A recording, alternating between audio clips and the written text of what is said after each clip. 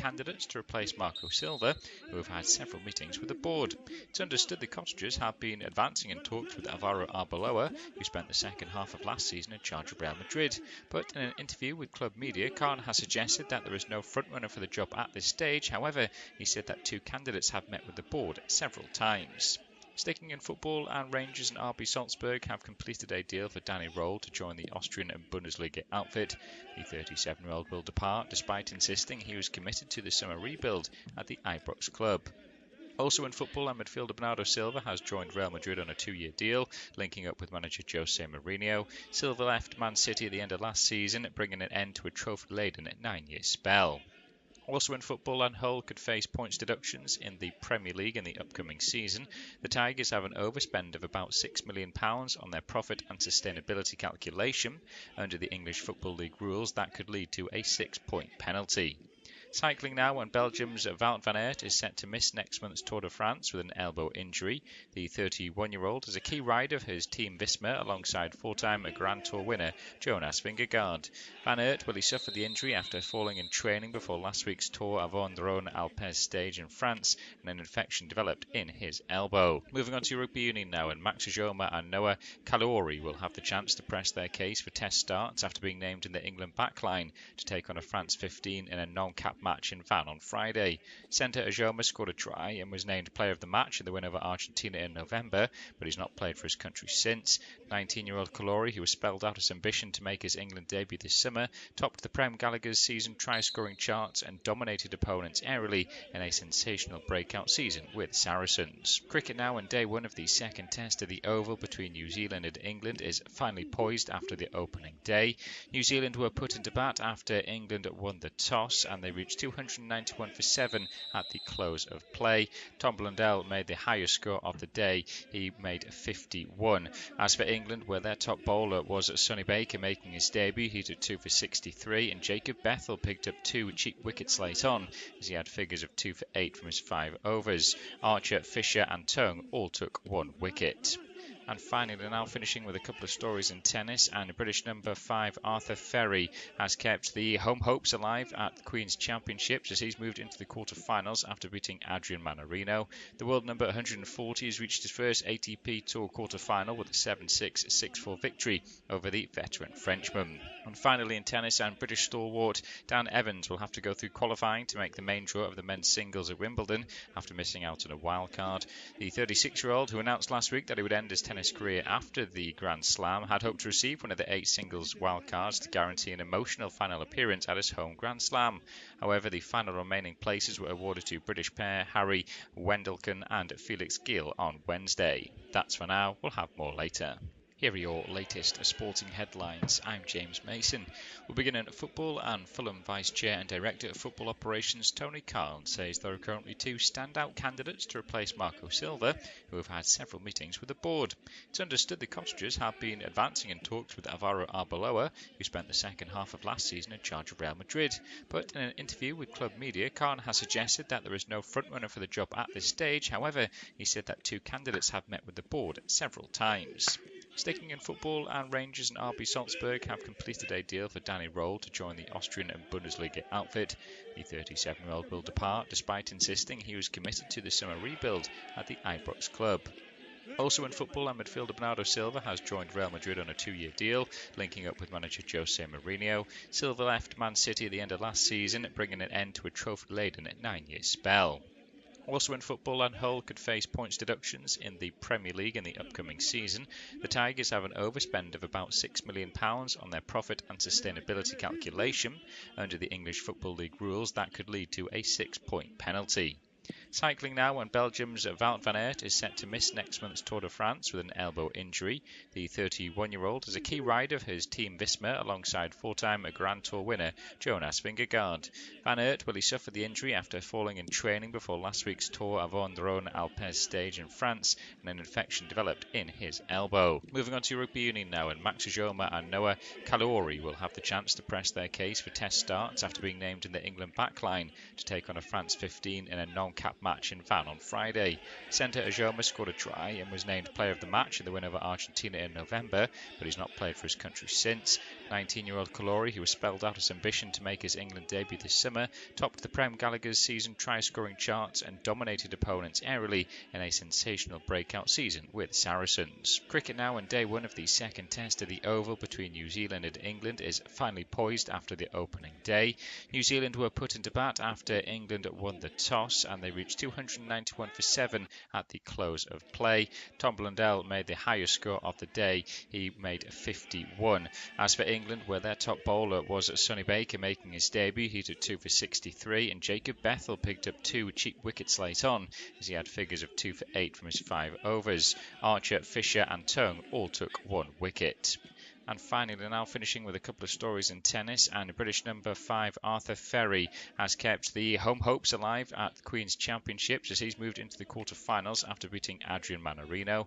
The world number 140 has reached his first ATP Tour quarter-final with a 7-6, 6-4 victory over the veteran Frenchman. And finally in tennis, and British stalwart Dan Evans will have to go through qualifying to make the main draw of the men's singles at Wimbledon after missing out on a wild card. The 36-year-old, who announced last week that he would end his tennis career after the Grand Slam, had hoped to receive one of the 8 singles wildcards to guarantee an emotional final appearance at his home Grand Slam. However, the final remaining places were awarded to British pair Harry Wendelken and Felix Gill on Wednesday. That's for now. We'll have more later. Here are your latest sporting headlines. I'm James Mason. We'll begin in football, and Fulham Vice Chair and Director of Football Operations Tony Carl says there are currently 2 standout candidates to replace Marco Silva, who have had several meetings with the board. It's understood the cottagers have been advancing in talks with Alvaro Arbeloa, who spent the second half of last season in charge of Real Madrid. But in an interview with club media, Khan has suggested that there is no frontrunner for the job at this stage. However, he said that 2 candidates have met with the board several times. Sticking in football, and Rangers and RB Salzburg have completed a deal for Danny Roll to join the Austrian and Bundesliga outfit. The 37-year-old will depart despite insisting he was committed to the summer rebuild at the Ibrox club. Also in football, and midfielder Bernardo Silva has joined Real Madrid on a 2-year deal, linking up with manager Jose Mourinho. Silva left Man City at the end of last season, bringing an end to a trophy-laden 9-year spell. Also in football, and Hull could face points deductions in the Premier League in the upcoming season. The Tigers have an overspend of about £6 million on their profit and sustainability calculation. Under the English Football League rules, that could lead to a 6-point penalty. Cycling now, and Belgium's Wout van Aert is set to miss next month's Tour de France with an elbow injury. The 31-year-old is a key rider of his Team Visma alongside 4-time Grand Tour winner Jonas Vingegaard. Van Aert suffered the injury after falling in training before last week's Tour Avon Rhône Alpes stage in France, and an infection developed in his elbow. Moving on to rugby union now, and Max Ajoma and Noah Kalori will have the chance to press their case for test starts after being named in the England backline to take on a France 15 in a non-cap match in Van on Friday. Centre Ajoma scored a try and was named player of the match in the win over Argentina in November, but he's not played for his country since. 19-year-old Kalori, who has spelled out his ambition to make his England debut this summer, topped the Prem Gallagher's season try-scoring charts and dominated opponents airily in a sensational breakout season with Saracens. Cricket now, and day one of the second test of the Oval between New Zealand and England is finally poised after the opening day. New Zealand were put into bat after England won the toss and they reached 291 for 7 at the close of play. Tom Blundell made the highest score of the day. He made 51. As for England, where their top bowler was Sonny Baker making his debut, he took 2 for 63, and Jacob Bethell picked up 2 cheap wickets late on as he had figures of 2 for 8 from his 5 overs. Archer, Fisher and Tongue all took 1 wicket. And finally, now finishing with a couple of stories in tennis, and British number 5 Arthur Ferry has kept the home hopes alive at the Queen's Championships as he's moved into the quarter-finals after beating Adrian Manarino. The world number 140 has reached his first ATP Tour quarter-final with a 7-6, 6-4 victory over the veteran Frenchman. And finally in tennis, and British stalwart Dan Evans will have to go through qualifying to make the main draw of the men's singles at Wimbledon after missing out on a wild card. The 36-year-old, who announced last week that he would end his tennis career after the Grand Slam, had hoped to receive one of the 8 singles wildcards to guarantee an emotional final appearance at his home Grand Slam. However, the final remaining places were awarded to British pair Harry Wendelken and Felix Gill on Wednesday. That's for now. We'll have more later. Here are your latest sporting headlines. I'm James Mason. We'll begin in football, and Fulham Vice Chair and Director of Football Operations Tony Carl says there are currently two standout candidates to replace Marco Silva, who have had several meetings with the board. It's understood the cottagers have been advancing in talks with Alvaro Arbeloa, who spent the second half of last season in charge of Real Madrid. But in an interview with club media, Carl has suggested that there is no frontrunner for the job at this stage. However, he said that two candidates have met with the board several times. Sticking in football, and Rangers and RB Salzburg have completed a deal for Danny Roll to join the Austrian Bundesliga outfit. The 37-year-old will depart despite insisting he was committed to the summer rebuild at the Ibrox club. Also in football, and midfielder Bernardo Silva has joined Real Madrid on a 2-year deal, linking up with manager Jose Mourinho. Silva left Man City at the end of last season, bringing an end to a trophy-laden 9-year spell. Also in football, and Hull could face points deductions in the Premier League in the upcoming season. The Tigers have an overspend of about £6 million on their profit and sustainability calculation. Under the English Football League rules, that could lead to a 6-point penalty. Cycling now, and Belgium's Wout van Aert is set to miss next month's Tour de France with an elbow injury. The 31-year-old is a key rider for his team Visma alongside four-time Grand Tour winner Jonas Vingegaard. Van Aert suffered the injury after falling in training before last week's Tour Avon-Rhône Alpes stage in France, and an infection developed in his elbow. Moving on to rugby union now, and Max Ujoma and Noah Kalouri will have the chance to press their case for test starts after being named in the England backline to take on a France 15 in a non-cap match in Van on Friday. Centre Ujoma scored a try and was named player of the match in the win over Argentina in November, but he's not played for his country since. 19-year-old Kalouri, who has spelled out his ambition to make his England debut this summer, topped the Prem Gallagher's season try-scoring charts and dominated opponents airily in a sensational breakout season with Saracens. Cricket now, and day one of the second test of the Oval between New Zealand and England is finally poised after the opening day. New Zealand were put into bat after England won the toss, and they reached 291 for 7 at the close of play. Tom Blundell made the highest score of the day. He made 51. As for England, where their top bowler was Sonny Baker making his debut, he took 2 for 63, and Jacob Bethel picked up 2 cheap wickets late on, as he had figures of 2 for 8 from his 5 overs. Archer, Fisher and Tongue all took 1 wicket.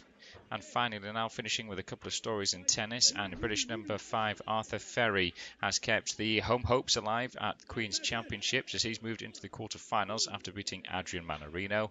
The world number 140 has reached his first ATP Tour quarter-final with a 7-6, 6-4 victory over the veteran Frenchman. And finally in tennis, and British stalwart Dan Evans will have to go through qualifying to make the main draw of the men's singles at Wimbledon after missing out on a wild card. The 36-year-old, who announced last week that he would end his tennis career after the Grand Slam, had hoped to receive one of the 8 singles wildcards to guarantee an emotional final appearance at his home Grand Slam. However, the final remaining places were awarded to British pair Harry Wendelken and Felix Gill on Wednesday. That's for now. We'll have more later. Here are your latest sporting headlines. I'm James Mason. We'll begin in football, and Fulham Vice Chair and Director of Football Operations Tony Carl says there are currently two standout candidates to replace Marco Silva, who have had several meetings with the board. It's understood the cottagers have been advancing in talks with Alvaro Arbeloa, who spent the second half of last season in charge of Real Madrid. But in an interview with club media, Carl has suggested that there is no frontrunner for the job at this stage. However, he said that two candidates have met with the board several times. Sticking in football, and Rangers and RB Salzburg have completed a deal for Danny Roll to join the Austrian Bundesliga outfit. The 37-year-old will depart despite insisting he was committed to the summer rebuild at the Ibrox club. Also in football, and midfielder Bernardo Silva has joined Real Madrid on a 2-year deal, linking up with manager Jose Mourinho. Silva left Man City at the end of last season, bringing an end to a trophy-laden 9-year spell. Also in football, and Hull could face points deductions in the Premier League in the upcoming season. The Tigers have an overspend of about £6 million on their profit and sustainability calculation. Under the English Football League rules, that could lead to a 6-point penalty. Cycling now, and Belgium's Wout van Aert is set to miss next month's Tour de France with an elbow injury. The 31-year-old is a key rider for his team Visma alongside four-time Grand Tour winner Jonas Vingegaard. Van Aert suffered the injury after falling in training before last week's Tour Avon-Rhône Alpes stage in France, and an infection developed in his elbow. Moving on to rugby union now, and Max Ujoma and Noah Kalouri will have the chance to press their case for test starts after being named in the England backline to take on a France 15 in a non-cap match in Van on Friday. Centre Ajoma scored a try and was named player of the match in the win over Argentina in November, but he's not played for his country since. 19-year-old Kalori, who has spelled out his ambition to make his England debut this summer, topped the Prem Gallagher's season try-scoring charts and dominated opponents airily in a sensational breakout season with Saracens. Cricket now, and day one of the second test of the Oval between New Zealand and England is finally poised after the opening day.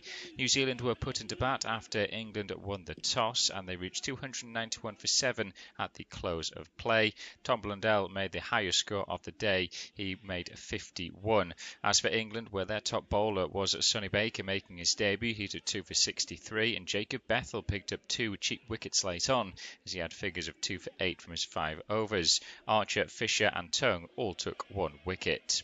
And finally, now finishing with a couple of stories in tennis, and British number 5 Arthur Ferry has kept the home hopes alive at the Queen's Championships as he's moved into the quarter-finals after beating Adrian Manarino. The world number 140 has reached his first ATP Tour quarter-final with a 7-6, 6-4 victory over the veteran Frenchman. And finally in tennis, and British stalwart Dan Evans will have to go through qualifying to make the main draw of the men's singles at Wimbledon after missing out on a wild card.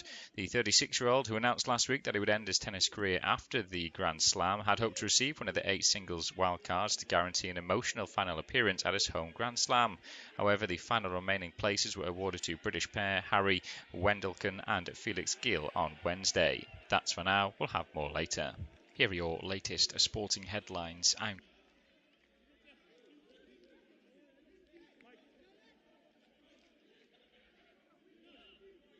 level with the penalty area, quick throw into the box, a quick challenge, and our referee immediately saying that we're going to have a little break in play. It was Ayase Uyeda. I think they're going to give a penalty here. You're absolutely right. It's the captain, Shaqiri, who's gone in with a bit of a lunge there. And to the Japanese bench, it seemed obvious that there was going to be a penalty. To us, it seemed obvious, but we've now had a throw-on taken. We play on, so there is no penalty. The only thing I can think of is, have they been a bit lenient because it's very early on in the game? I'm not sure, but he's very, very lucky, Elias Shaqiri, the Eintracht Frankfurt midfielder. He goes right through the back of Ueda there inside the penalty. It takes none of the ball. It's almost a kick through the calf, really, of the Feyenoord forward. I think he's very, very fortunate there, the Tunisian skipper, and it's a nervy start for Hervé Renard's side at the beginning of this one. It certainly is. I'm sure we'll get another replay. We just had the one replay before play resumed then, but it's now gone back towards goalkeeper Darman here for Tunisia. Plays the ball up towards the halfway line. Quick turn there from Mejbri.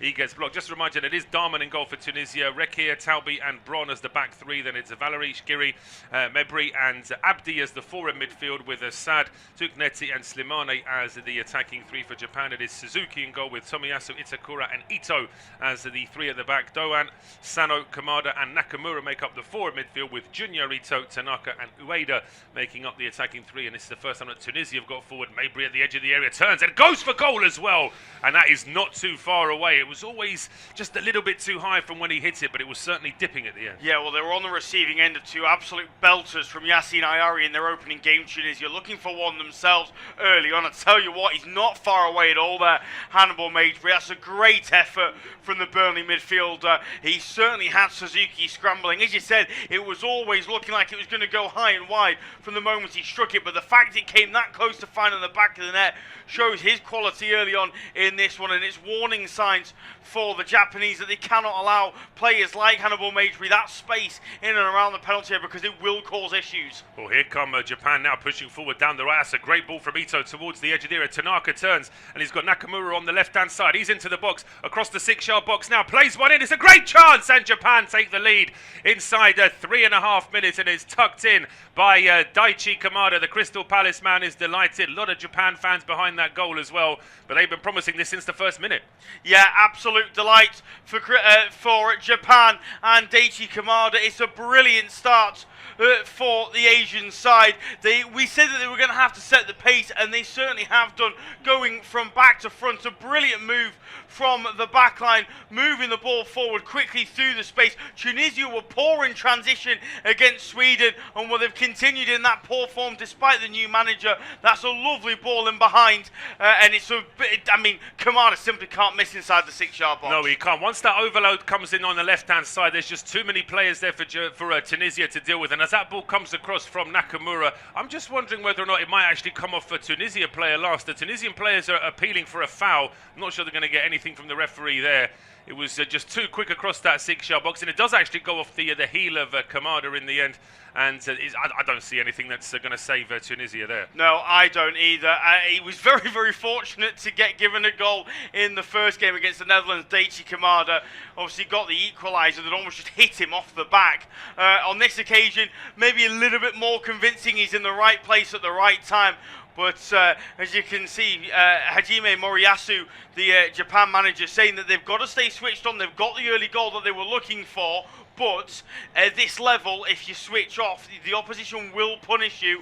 You know, Tunisia struggled against Sweden, but they did still find the back of the net. So Japan can't rest on the laurels. They've also probably got to have one eye on goal difference as well, given how heavily the Dutch managed to beat Sweden earlier on today. So very much still work to do for Japan. No, it certainly is. And as you say, scoring early on does set the pace, but it does also mean that you can become complacent, which is why Moriyasu was just put a ball over the top now and away there into the penalty area. Well, he was straining to get on the end of that. It was always going to be very difficult to keep that one down. It's the right idea, though. It was a lovely ball from deep. He's looking to see where the defender is, looking to see where the goal is. And he's just a little bit off balance, but it was a nice idea. Yeah, he does just enough there, I think, Dylan Bron, as he gets back towards Ueda.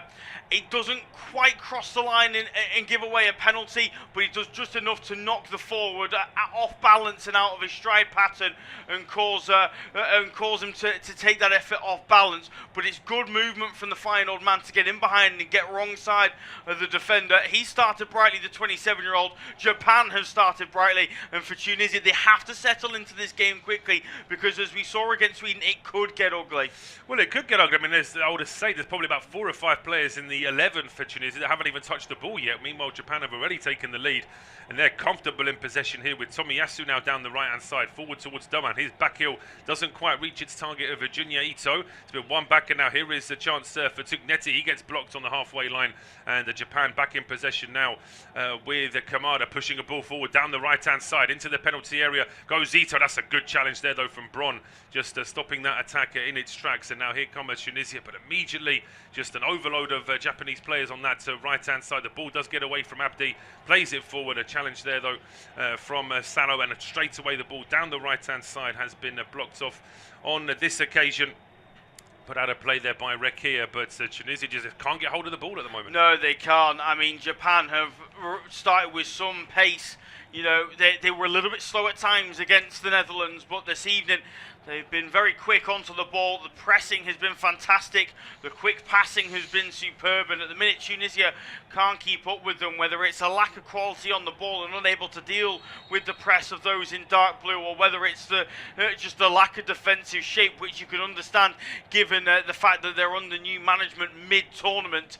Either way, tricky start, although they've just been given a free kick there. Tomiyasu going through the back of Hannibal Magebray, and an opportunity for the North African side just to take a moment on the ball and catch their breath, because inside the opening 8 minutes it's been frantic to say the least. Just on that, with Hervé Renard taking over, is this a knee-jerk reaction to a disappointing first game against Sweden, or is there potentially something underlying there even before? Because you'd think there has to be something there before the tournament as well. Yeah, I mean, you'd have thought so. They didn't win three of their 4 friendlies going into the World Cup. The only friendly they did win was the first of which against 10-man Haiti, and they only won that game by a 1-0. Having watched Haiti's opening 2 games, they've been relatively disappointing. They drew 0-0 with Canada, they were beaten by 10-man Austria by a 1-0, and they were thumped by Belgium by 5-0. So the form wasn't great going into the tournament, it has to be said, and they weren't great in the African Cup of Nations as well. So as we said, the form wasn't great going into it.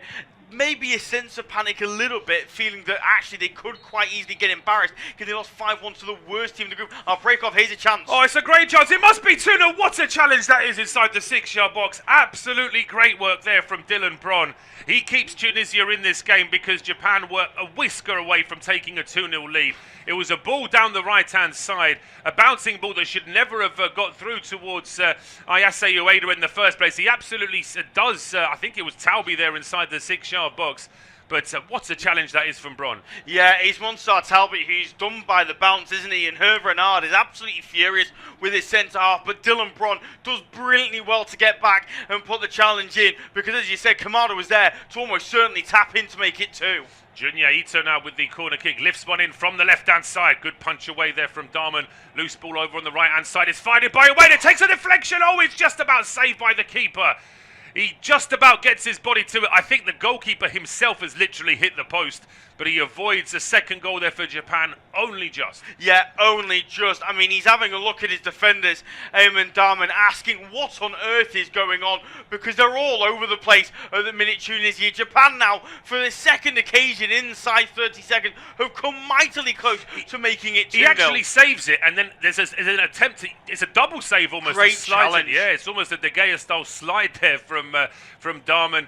But he's certainly been kept busy in these first 10 minutes. We've got a corner kick now to Japan on the right-hand side. The goalkeeper just trying to make the point to our referee that he's seeing some pushing inside that penalty area. So Mr. Kovac now coming across, getting a word in with both sets of players. Before we see this corner kick, the referee's just not allowing the corner to be taken. Are they potentially checking for a penalty with the previous set piece? It certainly seems to be a bit of a delay. So for the time being, we're not seeing this corner. We haven't been shown a replay of the penalty area either. So now I think we are being told we can play on. So whatever they wanted to check, they're quite happy now for this corner kick to be taken. It'll be the same taker as from the left-hand side. So it'll be an outswinger this time from Junya Ito. Plenty waiting inside that 6-yard box. Here comes the ball out, quickly hooked up in the air, and it's played away by Slimani. Chased down here all the way towards the right-hand side by Doan. He can't keep it in play. It will be a throw to Japan and Tunisia. They're hanging on here now not to concede that second goal. I think he's given a free kick, the referee, for the challenge from behind there by Sad. But yeah, you're absolutely right. They are hanging on at the moment. They just don't look settled in the slightest. They look nervy, they look disorganised, and they can very much thank their goalkeeper. We're seeing the goal line technology now, see just how close it was. I mean, that's not even, that's like quarters of millimetres. I mean, what's that, 2 or 3 pixels? I mean, Yeah. it can't be any more than that. It's unbelievable. tiny. But here comes Japan again. A ball played in from the right-hand side. The keeper just watches it sail over his crossbar. It's Junya Ito. He just played a delicate ball over from the right-hand side. It just hovered above the crossbar with the keeper watching it nervously. But now Tunisia have cleared their lines. The ball going down the right-hand side. Mejbri chasing it, but it will be cut out by Itakura and out for a throw on the right-hand side. Yeah, I mean, the goalkeeper again, Darman, has just looked round to his defenders and thrown his arms up in the air to say, is it just going to be me stopping the ball going into the back of the net this evening? I mean, they are leaving him totally exposed at the moment in between the sticks. That is as close as you're going to get, by the way, to not getting goals. We've just seen the goal line technology, but something is going to have to change quickly, Tunisia. Thankfully, from their point of view, they're not going to have, it's not one of those where you think, okay, just hang on till half time and you've still got half hour to go. In about 10-15 minutes time, they get that hydration break, and Hervé Renard can give them some sort of instructions, but right now it is very much last-ditch defending on more than one occasion, and they are holding on, as you've said, Paul. No, they are, and I say that, I mean, Japan can be got at. It's not as if they're completely stoic defensively, but they're just not being tested at all, as Jan Valery there struggling to keep that ball in play on the right-hand side. As we can see, an exasperated Ayman Darman. We're going to see a replay from the reverse angle. It is a fabulous save from the keeper, make no mistake. I mean, we made the point that it's basically just a couple of pixels stopping that ball from being a goal, but it's a double save because he saves it with his hand, sort of drags it around the post, and then slides in to stop the rebound from Ueda as well. Yeah, I mean, it's unbelievable. We've seen some fantastic saves in the tournament already from goalkeepers. We saw 16 fantastic saves from Curaçao's goalkeeper in the last game against Ecuador. So it's been a tournament where we've seen great goals, but also great goalkeeping as well. It has to be said. Just going back to your point about Japan being able to be got at, they absolutely can be. I mean, they're playing two wingers at wing back in Ritsu Doan and Keito Nakamura, so they can certainly be got at if Tunisia can get on the front foot. The problem is every time they get the ball, whoever's in possession is surrounded by three in dark blue, and yet somehow, even if they get the pass off, the next player is then surrounded by three Japanese players, and you just think, how on earth do you play out of it? So I think if Tunisia can get on the front foot, get the ball out wide, they can cause Japan problems. It's about getting on the ball and getting the ball out wide, though, that's the problem. Well, as the ball goes over the top now, they won themselves a corner kick. I don't think they have Slimani. Well, actually, I think that may have come off Itakura last, that they've managed to gain a little bit of territory here, and Itakura couldn't keep that ball in play. But it's a very good point that Luke makes, that Japan are certainly set for being a side in possession. They're a side that wants to really overpower Tunisia just with their attacking threat, but it does depend on them actually being in possession. As soon as Tunisia get the ball down, they have got a couple of excellent ball-playing midfielders, but we haven't really had a chance to see any of that. But despite that, it's taken 14 and a half minutes. They have got their first set piece and a chance now to get to the ball into the penalty area. Plenty of pushing and shoving, and it's an outswinger. It's a flat ball in from Sk, and he'll be very pleased to hear that the referee has stopped this corner kick because of pushing and shoving, because that was a very poor delivery. Yeah, it was a poor delivery. I feel like it's one that maybe looked worse because the referee stopped it. I think maybe it was one off the training ground, and just in the end nobody made the run forward. But yeah, he'll be happy, I think, to get to retake this one. Yeah, may have to try a different variation now that everyone has seen that one, but we'll see what Elias Sad wants to do this time. Gets a bit more height on it. It's an angled ball. It's headed away. It's actually come off the head of Itakura, the man who gave the corner kick away, and this time his head goes out for a throw to Tunisia back over on that same corner. So still a chance to get bodies into the box. No attempt to try and get a long throw in. It's just been taken short. It's back now with Sad. Under a bit of pressure, he rolls it back towards Jan Valery here on the halfway line, then he pings the ball up towards the left-hand edge of the penalty area. It's touched on by Doan. It's then hooked back into the box here by Abdi, headed away towards the edge of there. A bit of a heavy touch, but driven back into the box, and it drops kindly. Oh, it was inviting a strike. Not quite sure whether it was that Tsugneti who couldn't quite pull the trigger, but now it's broken, and Japan are on the counter-attack here with Kamada. Down the left-hand side, he's got Nakamura on the overlap. That's where the ball should have gone. He plays it back into the middle. He's challenged by Shqiri, and that kills the move there and then. But Tunisia had a chance to shoot inside the box and didn't take it. Yeah, they did, and they've given the ball away once again. Tanaka with brilliant play. Yeah, it's an interesting one. They've gone clearly with Tenekti through the middle by the looks of things as the striker, and he had the opportunity to pull the trigger. But I think anybody who's watched enough of Celtic in the last year will say he's not a confident player in front of goal. He's clearly a player with ability, the 23-year-old, but he's one who I think is lacking a lot of confidence. I think maybe the move to Celtic almost was a bigger move than he was expecting, not quite aware of just how much pressure is on you as a Celtic player. And I think over the course of the season, we just saw on too many occasions for the Scottish side, he just, final third, he just almost seems to crumble in terms of ideas, and he did on that occasion. A player who's playing through the middle for his country at a World Cup should be stepping onto that ball and thinking, brilliant, your eyes must light up, you fire towards goal first time, and you get it on target, and you force a goalkeeper into a save. When we commentate games like this, normally we're the ones to criticise a player for being too keen to shoot. He's too keen to have that Hollywood moment, whereas actually sometimes you need a player just to have that confidence. Possession so far, 58% for Japan to 32% for Tunisia. But here comes Japan again down the left-hand side. A ball in from Ito is hooked clear. That's a decent clearance from Taubi. Ball then played back towards the edge of the Tunisian penalty area. And this time it's played away by Tsugneti up towards the halfway line. The referee, I think, has spotted a foul in favour of Tunisia. Ben Slimani's not happy because he's saying that they should have just been allowed to carry on playing. But in fairness, it was just a ball towards the halfway line. It was Mejbri who was fouled. And yeah, he was. I mean, it's Tomiyasu jumping into the back of him. Nearly got a boot in the face there, Tomiyasu, just as he was falling into the back of Mejbri. But it's Tunisia now restarting play. And Sakiri then heading the ball all the way back towards Darman. No pressure on the goalkeeper this time. Looks like a pretty much a full crowd at Monterrey this evening. Japan always travel in big numbers. Haven't seen too many Tunisia fans in the stadium. Looks like there's a lot of Mexican fans with those green jerseys in the crowd, which is always good to see. I mean, if England was hosting a World Cup, I'd do everything I could to at least get to a couple of games. I absolutely agree. And you've got to say that of the 3 host nations, I'm hoping that fans of the other 2 won't be offended, but of the 3 host nations, Mexico are the most football mad out of the 3 countries, aren't they? So they'll be absolutely thrilled at co-hosting this tournament. But here come Tunisia now down the right-hand side. Sad, just losing the ball at the edge of the area. It's what Luke said, 3 Japanese players on him. He had no way to turn. And here is Kamada now trying to get to the ball forward. Playing it all the way back now towards the edge of the own penalty area there, Hikiro Ito. Now to Itakura, coming up to 19 minutes gone, unofficial independent off-tube studio commentary.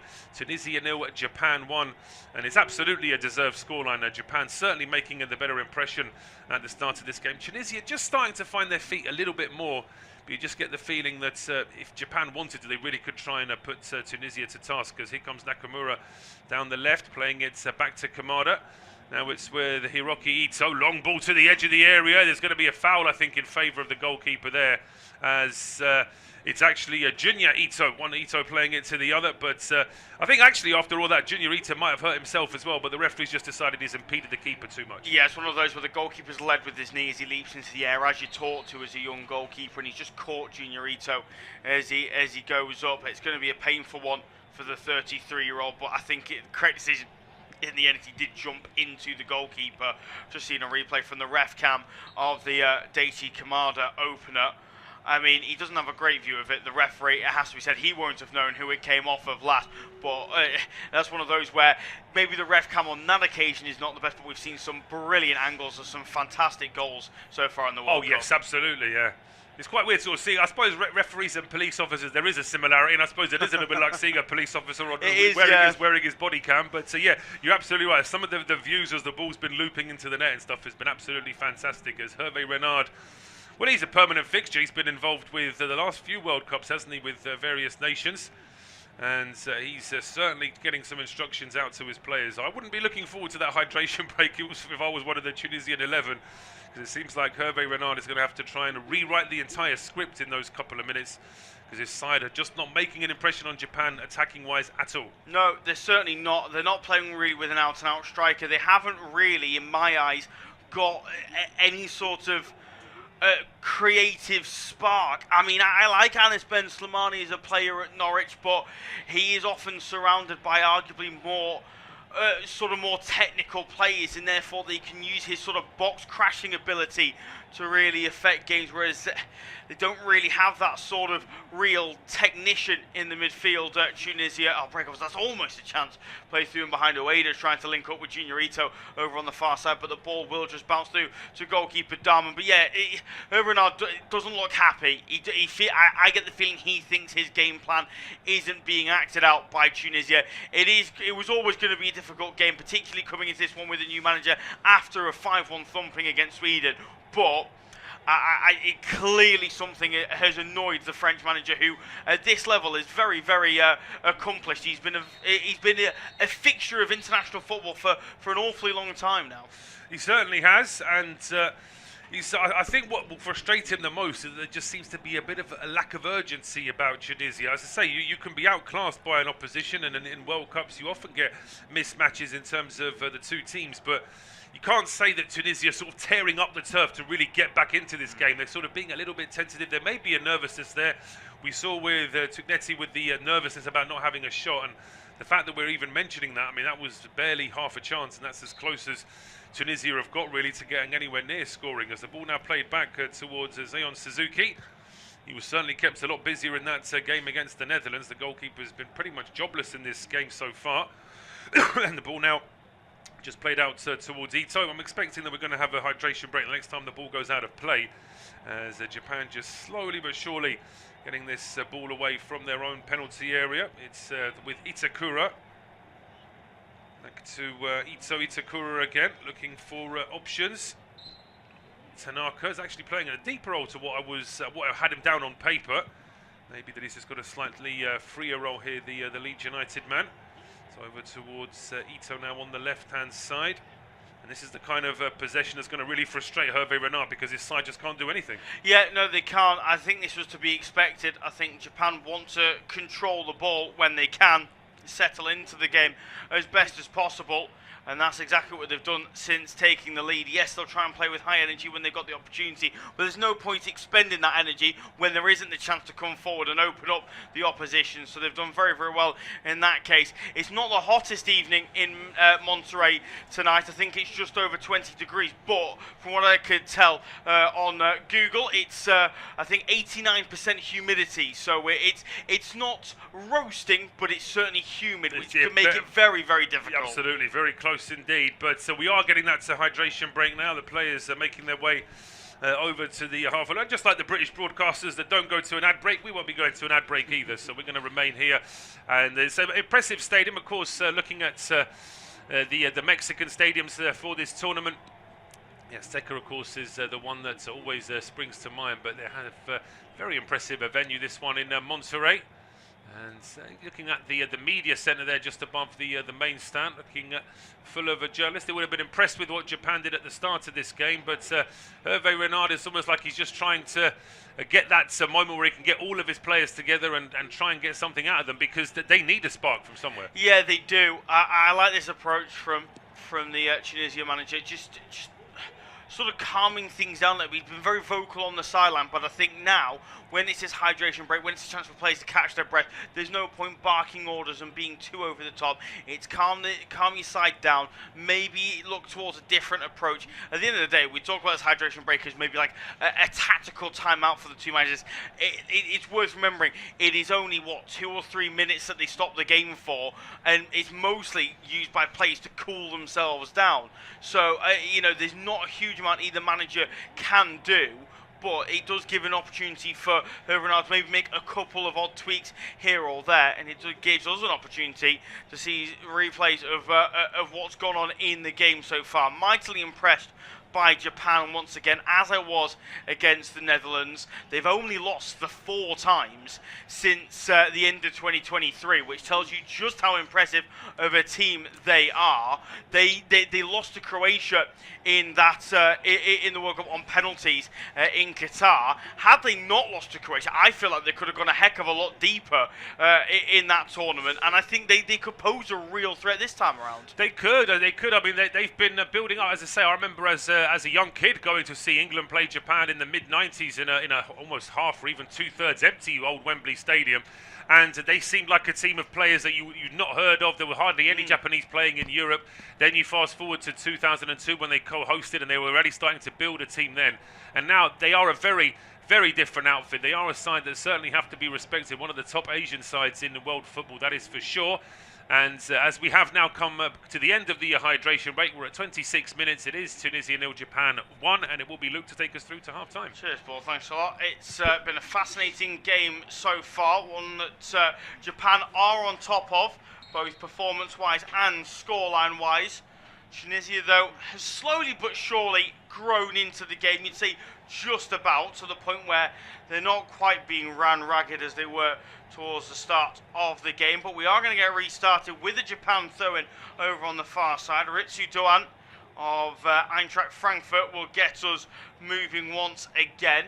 No real rush from the 28-year-old, who, as I mentioned earlier on, is a winger by trade, plays as a wing-back for Japan, with Nakamura on the other side, also a winger by trade for his club side, Stade Reims. As the throw-in is eventually taken by Doan in towards the penalty area, cleared away initially by Rekic before being sent further forward by Itakura. It'll be gathered on the near side now by Nakamura, though a loose touch looking towards Kamada down the line, sees the ball out of play for a throw-in and a chance for Tunisia to get their first touches after the hydration break. I have to say I've quite enjoyed seeing Daichi Kamada in a forward-thinking area so far this evening. You know, obviously we normally see him in a double pivot for Crystal Palace alongside Adam Wharton, but playing in the number 10 position alongside Junior Ito, we're seeing his forward capabilities brilliantly tonight. So I'll break up because there's a chance here now for Tunisia. It's Abdi driving down the far side, looking to try and mount a counter-attack. He gets away from Doan, but a loose touch inside the penalty area. Sees Takedo Tomiyasu take the ball away from him, and the Japanese can get clear deep into Tunisian territory. But better from Tunisia on that occasion, getting Abdi away down the far side and crucially getting him one-on-one with Ritsu Doan. Well, that's exactly it. They've got to try and do that. They've not really been able to put any kind of pressure on that Japan defence so far. And we saw, it was interesting, what was Hervé Renard was very calm and measured during the hydration break, but as soon as we restarted, he's back to screaming at his players again. Obviously, they're not quite implementing what he asked them to yet. But the point you made about Kamada, I was a little disappointed with him at times in the first game because his deliveries from set pieces were really poor in that game against the Netherlands. But I completely agree that he does have all the traits of being a more attack-minded midfielder. And who knows now, with a new manager at Crystal Palace, he might be given that little bit more license as well. Yeah, absolutely. Here the ball is now, though, with Talbi. Lorient centre-half for Tunisia. Feeds Hannibal Maitsbury, who looks like he'll be playing championship football next season with Burnley. It is worth mentioning is still without a manager. Craig Bellamy once again this week being linked with the Clarets job. Talks of Stephen Gerrard taking over. Ian Lancashire seems to have gone quiet as the ball played down the near side for Jan Valery. Is intercepted well by Nakamura, but put out of play for a Tunisia throw-in. Cleared away by Itakura, out of play for another Tunisia throw on the near side, further into Japan territory though, as Valery will send into midfield, looking towards Sad. It's been intercepted and cleared away again by those in dark blue, before again Valery will get it down the near side, but his tackle once more and sees the ball out of play. This time he's forced to throw it backwards to Dylan Braun. Now into the middle of the park for Talbi once more, over onto the far side now for Omar Rekik. Down the line for Abdi, back to Rekik once more. Into midfield now for Shqiri, who it is worth mentioning, as early as Japan scored, he almost gave a goal to the Japanese even earlier on, given he nearly gave a penalty away inside the opening minute or so. That's right, and we've never really been shown a full analysis replay of that. We just had a very quick, brief replay before they took a throw on and decided there was nothing to see. But here comes Japan now. Yeah, here comes Ueda driving forward. He had the option on the right of Juniorito. It's still a goal! What a screamer! What an absolutely brilliant strike from Ueda that is! The fine-old man has taken his chance. I thought he'd squandered it as Tunisia got men back, but the space opened up for the shot from distance, and Ayase Ueda has found the bottom corner brilliantly to double Japan's lead. What a strike that is, and it comes from absolutely nowhere. A little lull in the game, it was going a little bit quiet, but all of a sudden Ueda gets his chance, looks up, and it's a real precise finish. He puts power into it, but it's not a pile driver. It's more a real precise, almost GPS-guided finish there from Ayase Ueda. And for all the heroics there from Ayman Darman from close range, he's not able to do anything there, and a very frustrated, exasperated Hervé Renard looks on.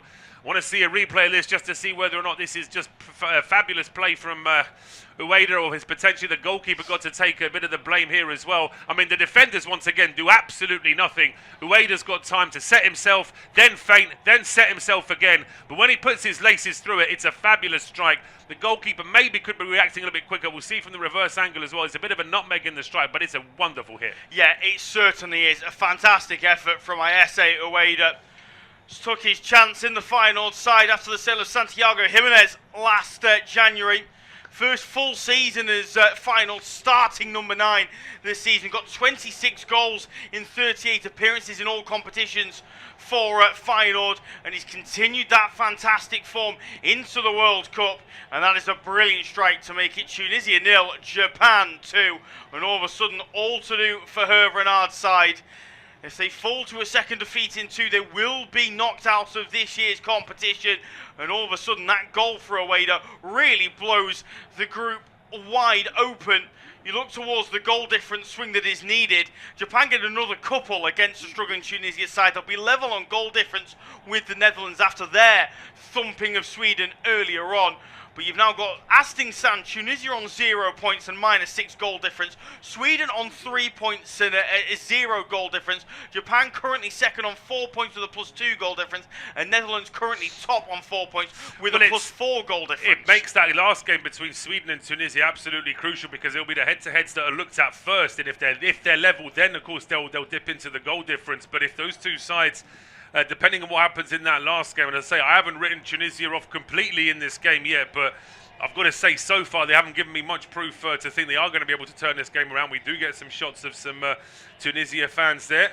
That one of the chaps we saw had a hat with Qatar 22 on it, so he's obviously a very seasoned Tunisia fan, but whilst they do well in the African Cup of Nations, they struggle to really live up to the hype at a World Cup. Yeah, they certainly do. They've been bitterly disappointing in this World Cup. They were pretty disappointing in the World Cup in Qatar as well, although they did pick up a victory in the final group stage game against eventual finalist France, which you'd have to say is a pretty big scalp, but drawing 0-0 to Denmark and losing to Australia just meant that victory against France ultimately meant nothing in the end. They'll need a similar shocking result this evening from 2-0 down if they want any chance of staying in this tournament, as they've given the ball away in midfield once again. Sano winning it back well, linking up with Al Tanaka of Leeds United, but that pass forward from Japan's number 7 is poor, and Tunisia win the ball back once again. Rekic will launch a long ball down the line looking towards Tanetki. It'll be gathered by Abdi after the header from the Celtic man. He'll return the ball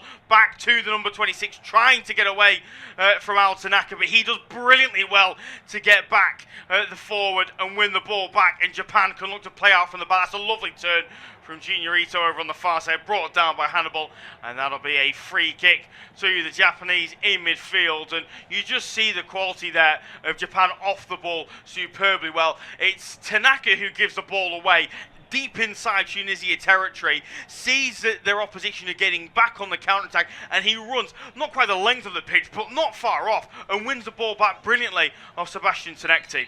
No, it really does, and it just encapsulates the way that Japan have approached this game.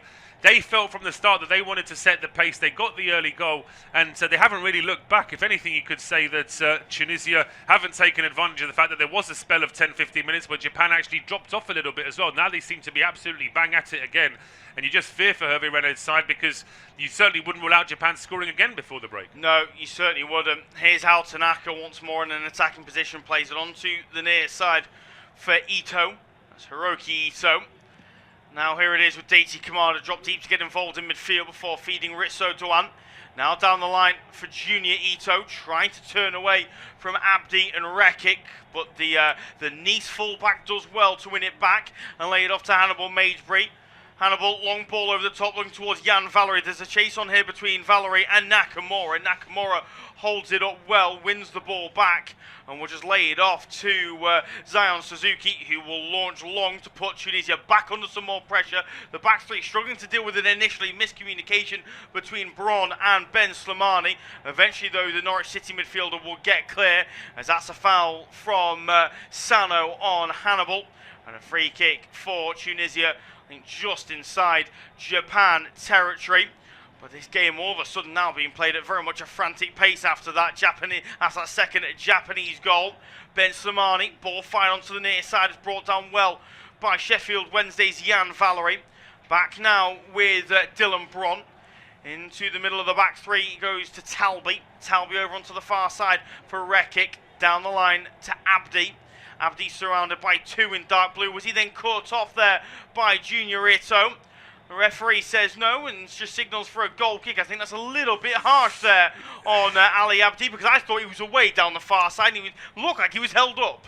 I think he was as well, and it looked to me like the referee was almost thinking about it, and he was about to sort of give the free kick, but then he almost gave himself like a mental replay and decided, nope, I don't think there's enough in that. And it just sums up the way Tunisia have had nothing in this game so far, and even a sort of a 50-50 decision there doesn't go their way either. Yeah, absolutely. Here's Hiroki Ito now for Japan. Back to his captain Itakura, and across for Sano, the Mainz midfielder. Here's Takehiro Tomiyasu, formerly of Arsenal, of course, now of Ajax. Back to Itakura, another Japanese defender playing for Ajax in the Eredivisie. They've got a strong Dutch contingent, shall we say, in the Japan squad. A number of players find themselves playing in the Eredivisie at the moment. You look at Ueda for Feyenoord, Tomiyasu and Itakura both for Ajax. They'll break off. This is a lovely run from Junior Ito, still going into the penalty area. And oh, how unfortunate. He kicks the ball into his right leg and sees the ball fly into the hands of Darman. It's a lovely run from Japan's number 14. And unfortunately on this occasion he's unable to get the shot off inside the penalty area. Couldn't get the shots away, but the run was really promising. He'll be very disappointed he couldn't get that move finished off in the end. But he's looked good in this first half. He's seen a lot of the ball as the ball deflects out. That is going to be a throw to Tunisia here on the right-hand side, despite Hajime Moriasu's protests. And Tunisia will be glad of at least having a little bit of possession, but they need to really think about how to sort of rewrite all of this in the second half. Yeah, they certainly do. Here's Montassar Talbi on the back three for Tunisia. Will laid off to Bron, who will launch it long over the top, looking towards Ali Abdi. Header won though over on the far side by Ritsu Doan, who's defended brilliantly so far in this game when called upon. A couple of times Ali Abdi's looked like he's gotten away from the Frankfurt man, but he's got back at him well, and he's been supported brilliantly by the likes of Kajusano and Altanaka.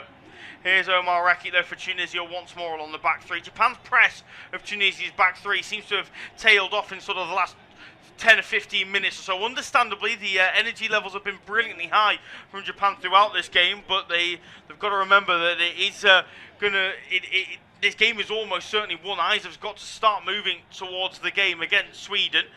At least the longer this game goes on. As here the ball is now with Itakura. Tomiyasu taking his time over it before stepping towards the centre circle. Here it is now with Altanaka.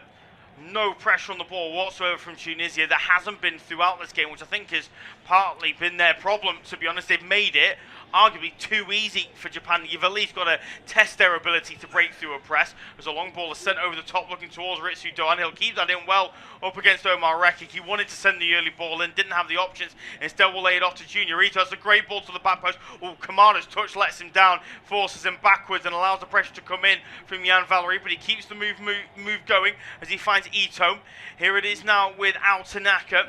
Itakura will spread it across for Ritsu Doan. In fact, it's Junior Ito trying to get away from Abdi, and he's fouled the Tunisia number 2. He can't believe it, but referee has blown for a free kick and chance for Tunisia to get the ball back once more. Yeah, chance for Tunisia has a little bit of respite, but yeah, it's a very good point you made. I can't really understand why Tunisia aren't just chomping at the bit to really close Japan down. It's one thing that Japan may have a couple of players that just outshine Tunisia in terms of quality, and seeing a very super slow-mo replay of that strike from Ueda really is a fabulous strike from the edge of the area, but it doesn't change the fact that I haven't seen too much of Mabry pressing. I haven't seen too much of Skihiri pressing either. Sad and Tuneti have to be dropping a little bit deeper as well. They've got to try and do something just to win that ball in midfield and give themselves some sort of chance of having possession, because they're making it too easy for Japan, and they haven't really been able to address that throughout the whole of the first half. Absolutely. Just over 40 minutes gone in Monterrey this evening. Independent off-tube studio-based commentary. Tunisia 0, Japan 2. Goals from Kamada and Ueda. The difference between the two sides at the moment, at least on the scoreline, performance-wise, it's been a bit more than those two shining the light for Japan this evening. As they've won the ball back once again in midfield. Ali Abdi's been left stricken over on the far side, but he's very quickly back to his feet as he sees Japan on the counter-attack. Here's Nakamura trying to move down the near side. Doesn't fancy taking on Jan Valery, so we'll move it inside to Sano. Here it is now with Kamada. Back to Altanaka. Tanaka down the line looking for Doan. Into Ito. Now looking for the flick back to Doan. It's been read well in the end by Shikiri. And further cleared down the line by Omar Rekik, where Itakura can gather deep inside his own half. Here it is now with Keisho Sano once again. We'll slow things down to walking speed as he feeds Altanaka inside the centre circle. Back along halfway it is with Itakura. Now Tomiyasu, ball down the line for Ito. Back to Tomiyasu once more. Here it is now with Sano onto the near side for Hiroki Ito. Down the line to Nakamura, lovely flick, feeds at Kamada, looking back inside for Nakamura. The pass is intercepted well, and this time Tunisia do just enough for Talbi to get clear, although again Japan win the loose ball. I have to say, I do feel a little bit here for Elias Sad, because he's having to do a lot of running, basically in between centre-half and centre-half. He's just got no chance of winning the ball on any of those occasions as it comes over the top. No, absolutely, and he's been isolated. We've hardly mentioned Slimani at all, and it's just the further evidence of the fact that Tunisia haven't been able to get their game plan down on the field at all. And from Japan's point of view, they just got it far too easy in terms of possession, and on the few occasions when they don't have the ball, they win it back very easily. They're on the attack again now. Yeah, they are on the attack again. Switch ball looking towards Nakamoto on the near side. It's headed away well by Jan Valerie, gathered though by Ito, who then feeds the ball into Kamada. Was he fouled from behind there by Dylan Braun? Yes, he was, says the referee. That's going to be a free kick for Japan, and an opportunity for them to swing the ball in. I have to say I was mightily impressed with a couple of deliveries they swung into the box against the Netherlands. However, I think it's fair to say Cody Kakpo and Ryan Gravenberg maybe had the better of the deliveries into the box in that game. But they've swung in a couple of half-decent deliveries already tonight. Can they continue that half-decent form? I'd argue it suits the left foot of Ritsu Doan a little bit more, but it looks as though it is going to be Junior Ito to float this one in with his right boot. Indeed it is. I tell you what, it's not a bad ball. Not convincingly dealt with after the punch from the goalkeeper. Still the chances there for Japan until eventually Elias Shikiri can launch miles into the Japan half. Bizarre that from the goalkeeper. I mean, I'm of the school where keepers should be catching it rather than punching it anyway. But on this occasion, the ball's coming into him at chest height. I understand if it's up in the air, it might be difficult to pluck it out of the sky, but he's effectively waiting for that ball to drop to his waist level, and then he's trying to punch it. He really should have been trying to catch that, as the match stats really work against Tunisia here. They have one effort off target, whereas Japan have had 5 in total, 3 of them on target, and of course 2 of them in the net. I'm a little bit surprised that Japan have only taken the 5 shots so far in this one. I suppose they are pretty conservative on the ball, as they're looking to try and make the opportunity now away to edge of the penalty area. It's challenged well from behind. Maybe a counter-attacking opportunity here for Tunisia, as here it is with Saad. Plays it back off to Valerie, challenged initially by Tanaka, then held up well by Kamada. Valerie's done brilliantly well to turn around the corner, looking for Elias Saad, who was then challenged by Hiroki Ito brilliantly, and it's come off of the Hanover 96 man and out of play for a Japan throw-in on the near side. Brilliant defending from Hiroki Ito of Bayern Munich. Again, another Japanese player playing in a top division. I think that's one thing that Japan have done really, really well. They haven't tried to hold on to their better players in the domestic league. They've basically encouraged players to go abroad, travel to Europe, and really hone their craft and become really technical players. And you can see that the entire starting lineup plays in what I would consider a top division in Europe. And you can tell technically that they, as a side, they really benefit from that. No, they really do, and I think that despite the fact that the Japanese league actually at one time were really trying to spend money, they made an effort to get some big sort of international stars in. Iniesta, of course, famously playing in Japan for a good few years, but actually it's a very fair point that they have encouraged their players to play abroad, and it hasn't created a situation where it's disjointed the squad. If anything, it's actually brought them together because they've got something to relate to there, and they're on the attack again now. Ball coming in from the right-hand side from Tomiyasu, just a little bit rushed, and it's straight into the arms of Darman as we're into 4 minutes of added time. Yeah, loose ball there from Tomiyasu allows the goalkeeper to get Tunisia on the front foot once again. Long ball sent forward, looking towards Elias Saad. It's overhit, but Idakora can only head out of play for a throw-in on the near side. He'll be a little bit disappointed with that, the Japan number 4, because it allows Tunisia to get the ball launched into the box from a Jan Valerie long throw-in. He's taking his time over this, the Sheffield Wednesday man, who spent the second half of the season on loan at Young Boys in Switzerland. But the big men are indeed up from the back. Talby, Rekic and Braun all find themselves inside the penalty area, as Valerie will swing this one in towards the near post, headed up into the air by Sano, and then was Zion Suzuki fouled there inside the penalty area? Yes, he was. Hannibal seems to have come off slightly worse as he holds on to his neck. That wasn't convincing inside the penalty area from anybody, to be brutally honest. And in the end, I think it's Japan that just about get away with it. He has fouled him there, though, Hannibal. He can't have too many complaints. He's tripping Zion Suzuki there, and then as Suzuki's falling, he lands on Mabry, and Suzuki obviously is quite a big goalkeeper as well, so that's going to hurt Mabry for sure. But it's down to him. He's got to be a little bit more careful there. He's not really been able to get into the game. I mean, I don't want to sort of focus on 1 or 2 players necessarily, because I think that nobody from Tunisia is getting maybe a 5.5, 6 out of 10 at best. I don't think anybody gets above that so far in this game. But it's just a case of whether Hervé Renard wants to sort of make wholesale changes. He does have, of course, 5 substitutions to play with, and he can make any number of those at the start of the second half without it counting towards any other substitutions, as well as any sort of banks of changes that he wants to make. But I think for now, he's really got to ask his players whether they want this game, because there's just not enough effort, regardless of what the manager wants them to do. They're not trying hard enough for me. No, I can agree with that. I think at some point you've got to change, and you've got to take the game by the scruff of the neck, and you've really got to try and get unsettled Japan, really. As here it is now with Hiroki Ito for the Japanese. Ball down the line to Nakamura is a good one. Further down the line for Kamada. Return ball back to Nakamura. Tunisia stopped there, and Japan didn't. And for a moment, I didn't think the referee was going to blow for a throw-in. It has indeed been given to Tunisia, and Jan Valery has the ball in hand. Quickly thrown back to Dylan Bron of Servette in Switzerland. As his long ball sent forward is not won by Saad, and has the referee given a free kick? He has done. I thought for a moment there Japan were going to continue playing, but no, the free kick has been given as Ito went over the top of the Hanover man. And that is going to be a free kick, an opportunity for Tunisia to swing the ball towards the penalty area. Tomiyasu organising the back line. As bodies are sent forward for Tunisia. It's going to be Anis Ben Slimani to float this one in towards the end of this first half.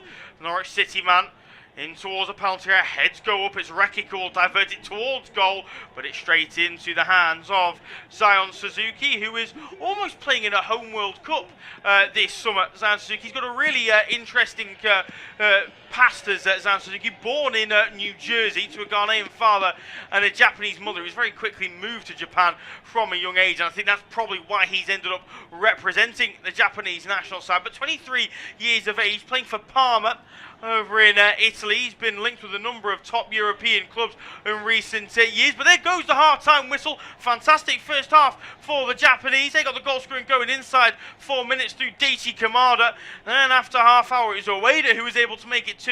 An absolute screamer from the edge of the penalty area. They've been on top throughout the most of that first half, Japan, and at half-time they lead Tunisia by 2-0.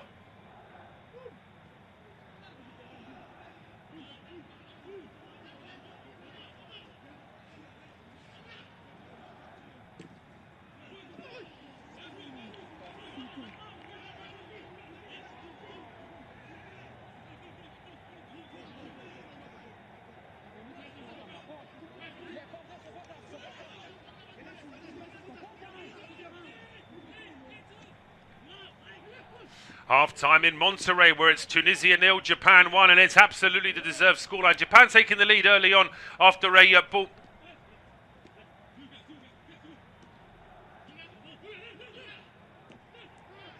Half-time in Monterrey, where it's Tunisia 0, Japan 2, and Japan taking the lead inside the first few minutes after a ball played over towards the left-hand side for Nakamura. He drives it across the 6-yard box, and it's tucked in from close range by Kamada. Tunisia was shell-shocked by that early goal and could never really get into the game, and Japan doubled their lead after a bit of individual skill from Ayase Ueda at the edge of the area, driving across the goalkeeper into the bottom corner. Tunisia have barely laid a glove on Japan attack-wise, and Japan deserve to be 2-0 up.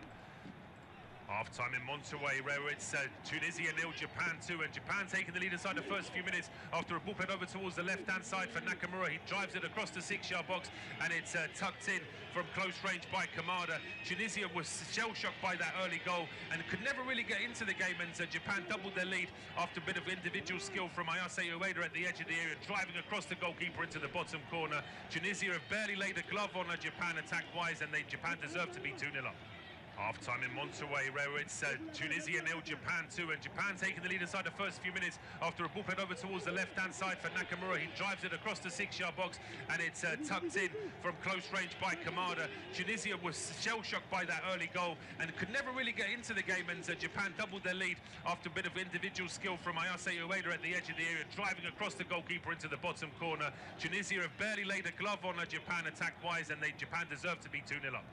Half-time in Monterrey, where it's Tunisia 0, Japan 2, and Japan taking the lead inside the first few minutes after a ball played over towards the left-hand side for Nakamura. He drives it across the 6-yard box, and it's tucked in from close range by Kamada. Tunisia was shell-shocked by that early goal and could never really get into the game, and Japan doubled their lead after a bit of individual skill from Ayase Ueda at the edge of the area, driving across the goalkeeper into the bottom corner. Tunisia have barely laid a glove on Japan attack-wise, and Japan deserve to be 2-0 up. Half-time in Monterrey, where it's Tunisia 0, Japan 2, and Japan taking the lead inside the first few minutes after a ball head over towards the left-hand side for Nakamura. He drives it across the 6-yard box, and it's tucked in from close range by Kamada. Tunisia was shell-shocked by that early goal and could never really get into the game, and Japan doubled their lead after a bit of individual skill from Ayase Ueda at the edge of the area, driving across the goalkeeper into the bottom corner. Tunisia have barely laid a glove on Japan attack-wise, and Japan deserve to be 2-0 up. Half-time in Monterrey, where it's Tunisia 0, Japan 2, and Japan taking the lead inside the first few minutes after a ball head over towards the left-hand side for Nakamura. He drives it across the 6-yard box, and it's tucked in from close range by Kamada. Tunisia was shell-shocked by that early goal and could never really get into the game, and Japan doubled their lead after a bit of individual skill from Ayase Ueda at the edge of the area, driving across the goalkeeper into the bottom corner. Tunisia have barely laid a glove on Japan attack-wise, and Japan deserve to be 2-0 up. Half-time in Monterrey, where it's Tunisia 0, Japan 2, and Japan taking the lead inside the first few minutes after a ball head over towards the left-hand side for Nakamura. He drives it across the 6-yard box, and it's tucked in from close range by Kamada. Tunisia was shell-shocked by that early goal and could never really get into the game, and Japan doubled their lead after a bit of individual skill from Ayase Ueda at the edge of the area, driving across the goalkeeper into the bottom corner. Tunisia have barely laid a glove on Japan attack-wise, and Japan deserve to be 2-0 up. Half-time in Monterrey, where it's Tunisia 0, Japan 2, and Japan taking the lead inside the first few minutes after a ball head over towards the left-hand side for Nakamura. He drives it across the 6-yard box, and it's tucked in from close range by Kamada. Tunisia was shell-shocked by that early goal and could never really get into the game, and Japan doubled their lead after a bit of individual skill from Ayase Ueda at the edge of the area, driving across the goalkeeper into the bottom corner. Tunisia have barely laid a glove on Japan attack-wise, and Japan deserve to be 2-0 up. Half-time in Monterrey, where it's Tunisia 0, Japan 2, and Japan taking the lead inside the first few minutes after a ball head over towards the left-hand side for Nakamura. He drives it across the 6-yard box, and it's tucked in from close range by Kamada. Tunisia was shell-shocked by that early goal and could never really get into the game, and Japan doubled their lead after a bit of individual skill from Ayase Ueda at the edge of the area, driving across the goalkeeper into the bottom corner. Tunisia have barely laid a glove on Japan attack-wise, and Japan deserve to be 2-0 up. Half-time in Monterrey, where it's Tunisia 0, Japan 2, and Japan taking the lead inside the first few minutes after a ball head over towards the left-hand side for Nakamura. He drives it across the 6-yard box, and it's tucked in from close range by Kamada. Tunisia was shell-shocked by that early goal and could never really get into the game, and Japan doubled their lead after a bit of individual skill from Ayase Ueda at the edge of the area, driving across the goalkeeper into the bottom corner. Tunisia have barely laid a glove on Japan attack-wise, and Japan deserve to be 2-0 up.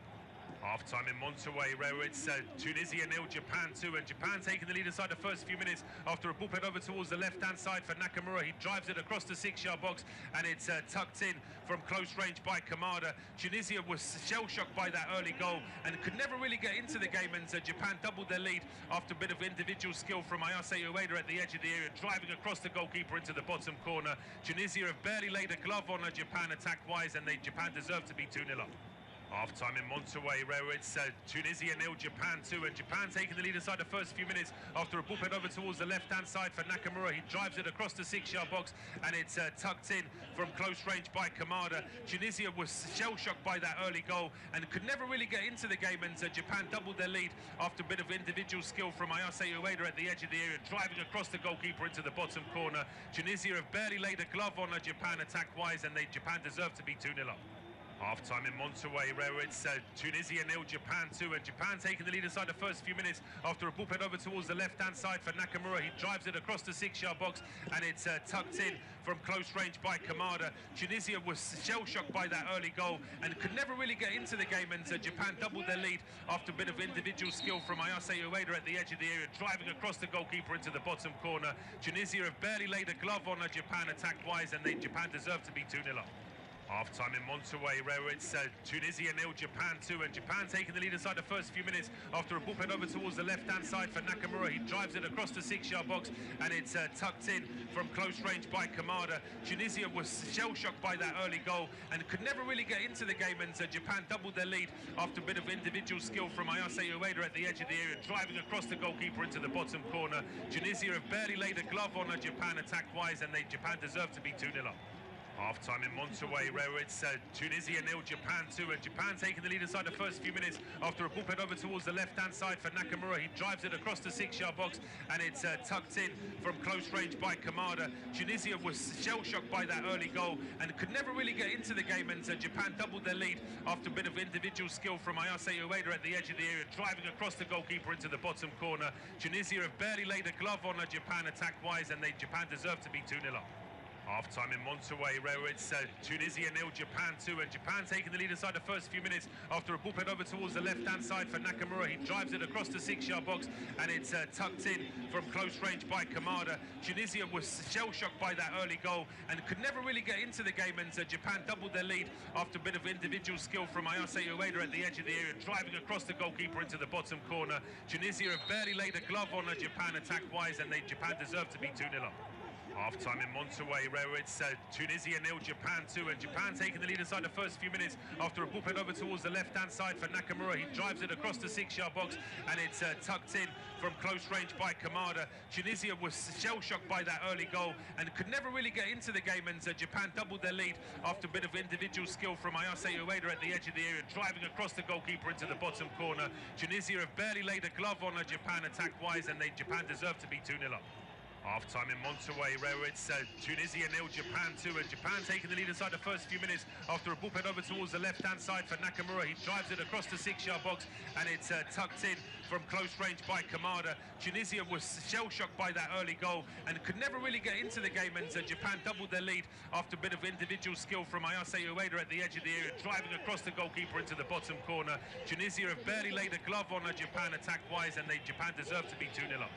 Half-time in Monterrey, where it's Tunisia 0, Japan 2, and Japan taking the lead inside the first few minutes after a ball played over towards the left-hand side for Nakamura. He drives it across the 6-yard box, and it's tucked in from close range by Kamada. Tunisia was shell-shocked by that early goal and could never really get into the game, and Japan doubled their lead after a bit of individual skill from Ayase Ueda at the edge of the area, driving across the goalkeeper into the bottom corner. Tunisia have barely laid a glove on Japan attack-wise, and Japan deserve to be 2-0 up.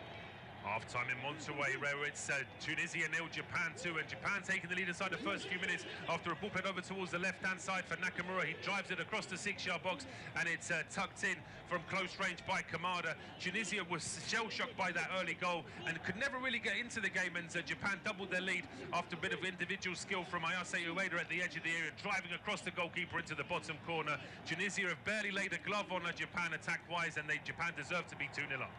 Half-time in Monterrey, where it's Tunisia 0, Japan 2, and Japan taking the lead inside the first few minutes after a ball played over towards the left-hand side for Nakamura. He drives it across the 6-yard box, and it's tucked in from close range by Kamada. Tunisia was shell-shocked by that early goal and could never really get into the game, and Japan doubled their lead after a bit of individual skill from Ayase Ueda at the edge of the area, driving across the goalkeeper into the bottom corner. Tunisia have barely laid a glove on Japan attack-wise, and Japan deserve to be 2-0 up. Half-time in Monterrey, where it's Tunisia 0, Japan 2, and Japan taking the lead inside the first few minutes after a ball played over towards the left-hand side for Nakamura. He drives it across the 6-yard box, and it's tucked in from close range by Kamada. Tunisia was shell-shocked by that early goal and could never really get into the game, and Japan doubled their lead after a bit of individual skill from Ayase Ueda at the edge of the area, driving across the goalkeeper into the bottom corner. Tunisia have barely laid a glove on Japan attack-wise, and Japan deserve to be 2-0 up. Half-time in Monterrey, where it's Tunisia 0, Japan 2, and Japan taking the lead inside the first few minutes after a ball played over towards the left-hand side for Nakamura. He drives it across the 6-yard box, and it's tucked in from close range by Kamada. Tunisia was shell-shocked by that early goal and could never really get into the game, and Japan doubled their lead after a bit of individual skill from Ayase Ueda at the edge of the area, driving across the goalkeeper into the bottom corner. Tunisia have barely laid a glove on Japan attack-wise, and Japan deserve to be 2-0 up. Half-time in Monterrey, where it's Tunisia 0, Japan 2, and Japan taking the lead inside the first few minutes after a ball played over towards the left-hand side for Nakamura. He drives it across the 6-yard box, and it's tucked in from close range by Kamada. Tunisia was shell-shocked by that early goal and could never really get into the game, and Japan doubled their lead after a bit of individual skill from Ayase Ueda at the edge of the area, driving across the goalkeeper into the bottom corner. Tunisia have barely laid a glove on Japan attack-wise, and Japan deserve to be 2-0 up. Half-time in Monterrey, where it's Tunisia 0, Japan 2, and Japan taking the lead inside the first few minutes after a ball played over towards the left-hand side for Nakamura. He drives it across the 6-yard box, and it's tucked in from close range by Kamada. Tunisia was shell-shocked by that early goal and could never really get into the game, and Japan doubled their lead after a bit of individual skill from Ayase Ueda at the edge of the area, driving across the goalkeeper into the bottom corner. Tunisia have barely laid a glove on Japan attack-wise, and Japan deserve to be 2-0 up. Half-time in Monterrey, where it's Tunisia 0, Japan 2, and Japan taking the lead inside the first few minutes after a ball played over towards the left-hand side for Nakamura. He drives it across the 6-yard box, and it's tucked in from close range by Kamada. Tunisia was shell-shocked by that early goal and could never really get into the game, and Japan doubled their lead after a bit of individual skill from Ayase Ueda at the edge of the area, driving across the goalkeeper into the bottom corner. Tunisia have barely laid a glove on Japan attack-wise, and Japan deserve to be 2-0 up. Half-time in Monterrey, where it's Tunisia 0, Japan 2, and Japan taking the lead inside the first few minutes after a ball played over towards the left-hand side for Nakamura. He drives it across the 6-yard box, and it's tucked in from close range by Kamada. Tunisia was shell-shocked by that early goal and could never really get into the game, and Japan doubled their lead after a bit of individual skill from Ayase Ueda at the edge of the area, driving across the goalkeeper into the bottom corner. Tunisia have barely laid a glove on Japan attack-wise, and Japan deserve to be 2-0 up. Half-time in Monterrey, where it's Tunisia 0, Japan 2, and Japan taking the lead inside the first few minutes after a ball played over towards the left-hand side for Nakamura. He drives it across the 6-yard box, and it's tucked in from close range by Kamada. Tunisia was shell-shocked by that early goal and could never really get into the game, and Japan doubled their lead after a bit of individual skill from Ayase Ueda at the edge of the area, driving across the goalkeeper into the bottom corner. Tunisia have barely laid a glove on Japan attack-wise, and Japan deserve to be 2-0 up. Half-time in Monterrey, where it's Tunisia 0, Japan 2, and Japan taking the lead inside the first few minutes after a ball played over towards the left-hand side for Nakamura. He drives it across the 6-yard box, and it's tucked in from close range by Kamada. Tunisia was shell-shocked by that early goal and could never really get into the game, and Japan doubled their lead after a bit of individual skill from Ayase Ueda at the edge of the area, driving across the goalkeeper into the bottom corner. Tunisia have barely laid a glove on Japan attack-wise, and Japan deserve to be 2-0 up. Half-time in Monterrey, where it's Tunisia 0, Japan 2, and Japan taking the lead inside the first few minutes after a ball played over towards the left-hand side for Nakamura. He drives it across the 6-yard box, and it's tucked in from close range by Kamada. Tunisia was shell-shocked by that early goal and could never really get into the game, and Japan doubled their lead after a bit of individual skill from Ayase Ueda at the edge of the area, driving across the goalkeeper into the bottom corner. Tunisia have barely laid a glove on Japan attack-wise, and Japan deserve to be 2-0 up. Half-time in Monterrey, where it's Tunisia 0, Japan 2, and Japan taking the lead inside the first few minutes after a ball played over towards the left-hand side for Nakamura. He drives it across the 6-yard box, and it's tucked in from close range by Kamada. Tunisia was shell-shocked by that early goal and could never really get into the game, and Japan doubled their lead after a bit of individual skill from Ayase Ueda at the edge of the area, driving across the goalkeeper into the bottom corner. Tunisia have barely laid a glove on Japan attack-wise, and Japan deserve to be 2-0 up. Well, it's a very warm welcome back to second half independent off-tube studio commentary from the game in Monterrey, where Tunisia trailed Japan by 2-0. Absolutely a deserved scoreline. Disappointing from Tunisia in that first half, and steady, impressive and clinical from Japan, I would say, scoring twice with their 3 efforts on target, whereas Tunisia have had barely any kind of attacking effort at all in the first half, and that's going to have to change going into the second 45 minutes if they want to give themselves a fighting chance of still being competitive at this World Cup. And Japan straight away on the attack down the right-hand side. A challenge coming in from one of the 2 substitutes that we've had at half-time from Tunisia, with Anime Ben Hamida coming on to replace Dylan Bron, and we've also seen Elias Sad going off to be replaced by Garbi as well, by Ismail Garbi. So 2 changes there from Hervé Renard, a bit of a change of system as well, you might feel, but we'll see how it all plays out. It's myself, Paul Shimakovic, and Luke Ashurst taking the reaction. Luke, no surprise here for the double change from Tunisia. They've got to change quite a lot in this second half. Yeah, they certainly do. If they want any chance of staying in this year's tournament, they've got to do something. And I mean, credit to Hervé Renard for rolling the dice. It's one of those where I think, you know, it would be easy for him to say, as a new manager, he doesn't know what's best to do. But actually, he's gone, you know what, I'm going to have to try something. And whether it works out or not, we'll have to wait and see. But Ismail Garbi, formerly of PSG, came through the Paris Saint-Germain academy. Braga now, having spent the season on loan at Freiburg, at Augsburg, I should say. Sorry, so he'll be aware of a number of the players in the Japan side. Of course, with the likes of Hiroki Ito and Ritsu Doan playing their football in the Bundesliga. Keisho Sano as well, also playing in the Bundesliga, so he'll know what to expect from those in the Japan shirts. Let's hope from a Tunisian point of view that he can go on to do something in this game, and I suppose from a neutral point of view as well. Well, here comes Japan in the meantime. A strike coming in from the edge of the area. It's Ayo Tanaka playing in a very deep role for most of the first half, but he's got himself into a bit more forward position here, and his effort is just wide, but it wasn't far away. Yeah, caught it quite sweetly, didn't he? Al Tanaka wasn't far away. We know from his time at Leeds United he is capable of finding the back of the net from distance. Certainly a decent striker of the ball, but as you said, been a hell of a lot deeper this evening than maybe we'd have expected to see him, but it's allowed Daisy Kamada to play further forward. It'll be really interesting to see where Daisy Kamada goes after this World Cup. You know, departing along with Oliver Glasner from Crystal Palace at the expiry of his contract. A really good World Cup could see him, still at 29 years of age, crack, no disrespect to Crystal Palace, a real top team, and maybe have a go at Champions League football.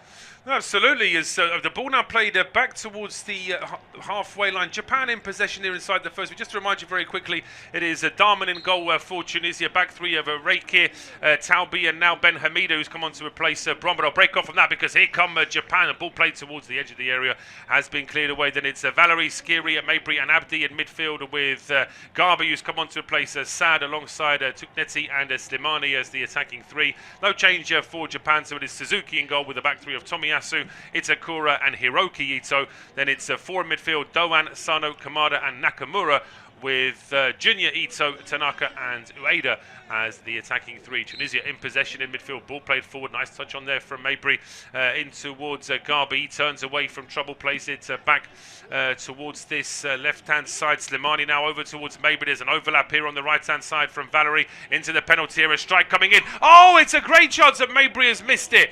Oh, it looks like it's nutmegged him. The ball played across. A glorious chance to Hannibal Mabry, maybe just a yard in front of the 6-yard box. Can't put his foot through it. Had to score. He absolutely had to score. Best chance that Tunisia have had so far in this game, and possibly the best chance they're going to get as well. Huge opportunity, and it should be 2-1. Hannibal Mabry doing really well to arrive late in the penalty area. But midfielders who arrive late in the penalty area have got to make sure they make contact with the ball. He's completely missed it, spared his blushes, as it looks like it took a deflection on its way out, and it was given a Tunisia throw-in. But he had to score. It's a brilliant bit of play over on the far side. Really good play from Tunisia, actually, to move from midfield to attack and from the centre of the park to the right-hand side. I can't believe they've not found the back of the net there. Glorious chance that for Mabry. Hasn't been able to take it. It is Tunisia still in possession, but it's a long way back now towards the halfway line here for Taubi. Over towards Reikir. Valerie now back towards Reikir on the halfway line. Just playing it square options here as the ball moves forward here with Taubi again over to the left-hand side to Nekti, and no options for him to go forward though. Japan are back in numbers. Hervé Renard furiously waving at his players there, trying to get them to move a little bit more in midfield. As a long diagonal ball now from Ben Hamida, headed down, but then it's quickly hooked clear by Hiroki Ito up towards the halfway line. Ueda is tracking that one, but the ball bouncing just a little bit too high for him to control that first time. Taubi is a tall frame just behind him. Real fight for it in midfield, but Japan just about come away with it. That's really good play there initially from Doan before he gives the ball away. Then it's played high up in the air towards the Tunisia penalty area, nodded clear by Ben Hamida, but the second ball is kept alive here now, and Japan back in possession. Little glimmers here for Tunisia in terms of their possession, but they're still not really able to lay a proper glove on Japan here. No, they're not, but it is better. It is going to take time for them to break down this Japan side. It's not going to be easy. They are going to have to be patient. They've been very, very resolute when they've needed to. This Japanese defence, and there's a lot of quality in that back three come back five. So, yes, they haven't really laid a glove on them in sort of the final third outside of that half chance for Hannibal Mabry. But what I would say is they're not going to see instant results straight away. They've got to show persistence and resilience to continue this battle throughout this second half. Well, they've just won the ball back in midfield, doing exactly what you said there. That ball then deflecting away, but there may still be a chance that that ball's going to get chased all the way to the edge of the area here by Tugnetti, but there's no opportunity for him to get that. The ball still gets through towards Suzuki. Played down the left-hand side now as Japan look to try and keep possession here in midfield. Just falling to the ground there was Daichi Kamada. I'm sure he was being fouled there. Referee Istvan Kovac says play on. Back heel there from Ali Abdi, who'd got a little bit further forward. He can't quite link up though with Mejbri in the end, and then a ball is straight back with Suzuki. If Tunisia had scored from that, I think Japan would have been very frustrated. Yeah, I think it would have been. We've seen quite a lot of those not given in the World Cup. Players going through the back of their man and a free kick not given. I don't know how I feel about it, to be honest, because I do think at times football has gotten soft in the last few years or so, and I do think there are some soft challenges that go in that are punished. But what I would say is if you're going into the blind side of a player, it doesn't take much contact to knock somebody over, because if they don't know it's coming because it's on their blind side, I see why they're giving us free kicks. Well, here come Japan now. That pass from Tanaka just a little bit too short, doesn't quite get through to Durham, but then an early ball played in from deep in midfield is just a little bit overhit, and it does get through towards Darman. Rolls this ball out. We're 8 minutes into the second half here in Monterrey. Tunisia still trailing Japan by 2-0. And just a reminder, of course, every game of the World Cup is available on our service. The World Cup very much getting into the business end now. Every team getting into their second round of group games. There's a bit of a delay here now as well. Down in pain here is Elias Shkiri, the Tunisian captain. As camera focusing on Gianni Infantino, he's certainly getting his air miles in during this World Cup. Pretty sure he was at one of the venues yesterday as well, and the day before. Pretty sure he's going to try and get a couple of games in every night when he can. I think he's single-handedly stopping this World Cup from being net zero, which I think is quite impressive. The amount of flying he's doing to get to games. Given he's not a particularly popular figure as well, he seems to like to turn up at places where I don't think he's overly welcome. Well, no, as to say, he's certainly a polarising figure.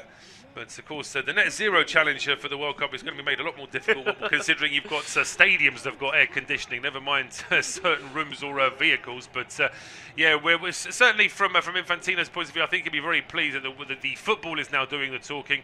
There was always a worry that other matters could have overshadowed things at this World Cup, but whilst it's not been completely without issue, generally speaking, the standard of football has been great, and it's only going to get better as well as there's a turn there. Commentators curse Sekiro Tomiyasu there, turning with the easiest ball and just letting it go out of play. But potentially Japan just resting on their laurels slightly with the fact that they are 2-0 up, and it's just a question of whether Tunisia can take advantage. As you mentioned, there has been an improvement from Tunisia, but we still need to see a level or two more really from them. I think Hajime Moriyasu will be very, very frustrated with how his team have come out in the second half, and I wouldn't be surprised to see in the next 5 or 10 minutes or so a number of changes brought in by the Japanese manager, because his side have come out and have basically gone, well, we don't think Tunisia can score against us, so we're just gonna sit on 2-0. Actually, what I don't think his team realise is this group is, I think, very much going to be decided by goal difference. The Netherlands are still yet to play Tunisia, and that, bearing in mind Tunisia lost 5-1 to Sweden, and Sweden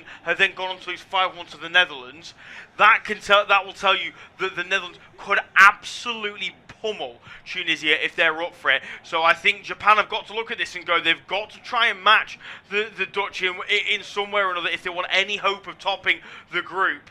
They were unfortunate that they got drawn against the Netherlands in the first group stage game, but it just means that you've got to play the cards that you're dealt, and I'd argue while in the first half they played those cards brilliantly and they put Tunisia to the sword and effectively got the job done in terms of the result in the first 45. The scoreline job had to be done in the second half, and right now we're 10 minutes into the second half and they're not really doing that job, and if they're not careful, Tunisia will grow into this game and actually start to make things a little bit nervy. Well, they will, and I think that from Tunisia's point of view, they'll know that they're going to have to do something pretty miraculous against the Netherlands if they're going to get anything out of this group, if they can't turn things around today. And of course, Sweden will be looking at Japan, thinking that there's a side that they could certainly give them problems. So it makes it very finely poised for the final round of group games as Tunisia clear their lines up towards halfway. kept alive here by Tomiyasu. A quick round of applause as well there for the good work. Dropping back into midfield there was Itakura, but the ball now played back towards the halfway line, and once again Japan just quite happy to sit on the ball. The ball now played across towards the right-hand side. Back in for Kamada. Just ahead of him here is Ito. Thought about crossing it, but just prefers to go back into midfield now. Urgency here from Japan, but they are creeping further and further forward. There's an overlap here as Ito heading towards the penalty area. He gets challenged by Ben Hamida, and it's out for a corner kick. Yeah, good play again from Japan down the near side. I've been really impressed with Junior Ito. He's really forward thinking, always wants to take on his man. It's my favourite type of winger, a player who, they might be doubled up, they might be left one-on-one, who whatever happens, they will take on their man and have a run. Really entertaining footballer and has an awful lot of quality. Let's see what he can do now from this corner. Well, it's a short ball this time, played in towards, and then the cross coming in is charged down. It was Junior Ito's short corner into Doan, and then Doan's ball into the box is charged down immediately. Japan had more joy just having a direct ball into the box with their previous corner. Yeah, they did. This is something I picked on quite a bit, particularly with the lesser nations, so it's maybe surprising that Japan have followed similar suit. But despite the fact that things like set pieces and long throw-ins have really come to the forefront of football in the last year, 18 months or so, I've found crosses into the box this tournament have been so poor and lacking in quality. We'll just break off from that because here comes Tunisia down the left-hand side and almost on cue there. The referee has given a free kick against Tunisia for a foul, but the Tunisians are saying that there's potentially a handball. It was a charge down the left-hand side from Ali Abdi. He got towards the penalty area, and as he put his cross in, there's a suggestion that Doan might have used his arm. I don't actually think he does. I think that his arm is down, but I think the ball actually hits his back. I get the feeling that Ali Abdi is appealing for a handball so he can try and get out of being yellow carded there by the referee, because he's made no attempt to play the ball as Doan skips past him. There's nothing untoward from the challenge from the Eintracht Frankfurt man. It's a great tackle to win the ball back as the cross comes in, nowhere near his arm. It's off his back, and like I said, I think Ali Abdi is just appealing to the referee there to avoid a yellow card, a little bit like in cricket when bowlers appeal for a wicket when they're trying to get away with a wider delivery. On that occasion, he's lucky, Abdi, that I think at least that he wasn't yellow carded. Yeah, I mean, there was certainly potential for a yellow card. I mean, we both know Istvan Kovac from our Champions League, Europa League duties, and it's actually quite a surprise that he's not booked anybody yet in this game. It's not been a particularly aggressive game, in fairness, but we know that the referee does like to give out a card or two. As it's Tunisia in possession. They are seeing more of the ball in this second half, but it's still a lot of it in their own half. And just as I say that, they've given it away in midfield as well. That was a poor ball out from Ben Hamida. Credit to them, at least he steps up quickly and wins the ball back. But Hervé Renard immediately telling Ben Hamida, get that ball forward quicker.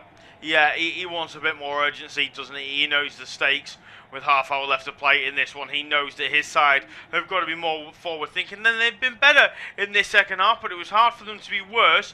As here comes Junior Ito down the near side. I think he's won a throw in when he wanted a free kick. Again, more good play from him, looking to try and beat his man, and he just gets a high five there from Ali Abdi, making sure that he wasn't annoyed at all. The veteran Japanese forward. No, absolutely. I think the referee is just getting a little bit annoyed here, perhaps suggesting that it's taking a little bit too long to get those laces sorted out. Maybe a suggestion that there's a bit of time being wasted. Well, we are in Mexico, so it is the most appropriate place to see a Mexican wave, and the fans are certainly enjoying themselves. Of course, everyone knows just how sort of boisterous and friendly the Japanese fans are, of course. So an interesting article actually about the fact that Japanese fans famously tidy up after themselves at stadiums. The article was, well, if they do that, why don't they do that at home? It was, I think it was like a women's group back in Japan saying, well, they don't clean up at home when they're like that. But certainly it's a lovely reputation that those Japanese fans have. That whenever they go to any stadiums in the world, they will clean up all the mess from the seating area as they make their way out of the stadium. And by the way, the players do so as well. The training, the changing room is absolutely immaculate after the Japanese squad make their way out, but they're making their way forward now on the attack down the right-hand side. A great chance here for Doan if he can keep the ball in play. That's really good work though to stop him there by Slimani. Then the ball then played up towards the halfway line. Half a chance here for Tugnetti to chase that all the way to the penalty area. Suzuki perhaps just waiting a little bit too long.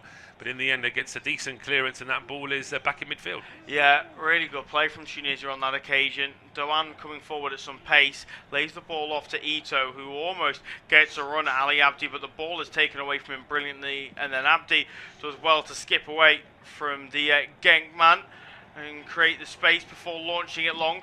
Fantastic football from him. Unfortunately, on this occasion for Tunisia, Taneki unable to create the space, or create the chance, I should say, down the other end of the field. As we're just seeing a replay. Yeah, that's a foul from Hannibal Osano. I don't think he can have too many complaints. That one, he does go through the back of him. He does, yeah. I mean, he was still complaining to the referee. Maybe that's just more of a footballer's habit, just to always appeal every decision just in case, because maybe it's a Hannibal thing. Yeah, that's also very true as well. He is one of those players that will always have something to say, even if he's absolutely banged to rights. But Japan now back in possession, and I think we were making the point earlier that they need to have just a little bit more urgency in this second half, and just as we say that they've won themselves a corner here as well, because the ball played out towards the edge of the area, and it was Ayase Ueda going for goal, big deflection, no chance of keeping that one in play. So now Japan have a corner, and their last one was particularly disappointing. Yeah, it was. I mean, it's a speculative effort there from Ueda, but you can understand after his earlier goal why he would take that shot on. But a corner nonetheless for Japan. This time looks so Ito is going to just swing this one in with a right-footed outswinger. Yeah, a bit more height on this one. It's a decent ball in, but it's right into a cluster of Tunisian players just in front of this penalty spot. And that one is headed out for a throw to Japan, a long way out from the penalty area now, over on this right-hand side. Japan haven't made any changes yet, but Tunisia getting ready to make their third change in this game already. Absolutely not hanging around here is Hervé Renard. And it looks like the next player getting ready to come on is the number 19, who is going to be Firaz Chouat. Yeah, it's Firaz Chouat, the 30-year-old forward, plays his football in Tunisia with Club Africain, the winners of the Tunisian top division in the season just gone. He's got 6 goals and 31 appearances for the Tunisian national side. So not a bad record, it has to be said, for his national team, but not the most prolific goal scorer. No, not the most prolific, but now Japan guilty of giving the ball away at midfield, and this is half a chance here for Tunisia. It's Mabry over towards the right-hand side. It's a disappointing ball in, though. It's a low, flat and slow cross, which is easily dealt with there by Hiroki Ito. He puts it out for a throw to Tunisia on the right-hand side. But perhaps it's no surprise that it will be Sebastian Tunetsi going off. He's had a disappointing evening. Yeah, he has. Look, I said it earlier on. I said he is a player who I think is probably going to be in need of a loan move. Still only 23 years of age, Tanekti. I don't think he's a bad player, but that move to Celtic has just seemingly knocked his confidence a little bit more than anything. And put it this way, he's not a centre forward, so I'm a little bit surprised he's been played as a centre forward this evening by Hervé Renard. I think I can't imagine he's seen enough of him in training to think that he could play as a centre forward. But whether he played as a centre forward or not, I think he would have struggled this season, because I just think the season just gone for Celtic while they ended up winning the league. It was a real poor one for him ultimately, individually, and I do think this season, if he can get himself a loan move away and get himself a bit of confidence, he can be a really good player, because I think there is a player there. He's talented, he's technical, and he's a player who can grow into, I think, a really promising footballer. But right now, just in the final third, it just seems to be panic every time he gets it. No, there is. I think that's a very fair point, that there's just a little bit he's just lacking that little bit of confidence in front of goal. And actually, never mind in front of goal, he struggled to get on the ball at all this evening, anywhere on the field, never mind in front of goal. So it's been an issue for him tonight, and it's been an issue for Tunisia. They've really struggled to get in front of goal, even in this second half, when their energy levels and their drive to get into the final third is better. It's still a little bit off what it needs to be to really make Japan sweat in this game. They've maybe won themselves a free kick in midfield. Referee standing, as my colleague standing aloft as well, saying, why is that not a free kick? But referee says play on. To me, it seemed obvious to the forward there, the substitute Shoat had been brought down. But Japan move forward now with Kamada leaving the ball at the edge of the area. Chance to get a shot away. It's Nakamura's effort, which is charged down up towards the halfway line. It's held up here by Shoat, and this time he was fouled, and the referee does give Tunisia a free kick. But this isn't the Istvan Kovac that we know from Champions League games, is it? No, it certainly isn't. I think they've been told, the referees for this World Cup, that challenges from behind should not be punished as often as they maybe are in the regular season, which, I don't know, surprised me a little bit. I think some of them they are being a little bit too lenient, but as long as we avoid dangerous challenges, I don't really mind games being allowed to flow. It's when players overstep the mark like they did last night in the game between Paraguay and Turkey, where referees get a hold of it. I have to say, the referee last night certainly did get a hold of it. He was fantastic. Yeah, well, it's always a challenge, isn't it, when the referee doesn't want to be the star of a World Cup game, but sometimes the players don't give him a choice. It always, the marquee example of that, of course, is the 2010 World Cup final, where, of course, that final wouldn't have been played in that way today with VAR, because the Netherlands would have had about 5 players sent off for the way they dared Howard Webb to sort of ruin the game, and in the end he was forced to in extra time to start giving the red cards out. But our referee this evening, Mr. Kovac, has certainly tried to let things flow. No bookings as yet, which is a bit of a surprise. It's not been a particularly nasty game in that sense, but there have been a couple of challenges that probably would have warranted it. Long ball now played towards the edge of the Japan penalty. It won't get through towards Ben Slimani. He's getting absolutely no service at all this evening as Ritsu Doan now playing it back towards Zion Suzuki, who's still having a very, very quiet, pleasant evening in Monterrey so far. Yeah, absolutely. He had 2 goals put past him in the last game against the Netherlands. He was forced into countless fantastic saves, but tonight it's been relatively tame, it has to be said. I don't think he'll be complaining in the slightest. I think he'll be more than happy, but I do think there'll be times where he's watched what's going on in front of him from his side, and they'll probably be thinking, really wish they could have offered a little bit more and tested the opposition goalkeeper a bit more. There's a chance now with Junior Ito. Oh, he's played through. It's a great chance. It must be 3, and it is. Oh, that wraps the game up. Just a little bit too easy in the end for Japan. For all the good work Tunisia have done in midfield, it's just the ball's played straight through the middle. No offside. The Tunisian defenders went missing just before the hydration break as well, so that's not going to help them when Hervé Renard is going to start giving them rockets. But Japan now, having had a bit of a quiet spell in this second half, can feel a little bit easy now. They go 3-0 up. He's deserved that, Junior Ito. He's probably been the best of the front 3. Now all of the front 3 have got a goal.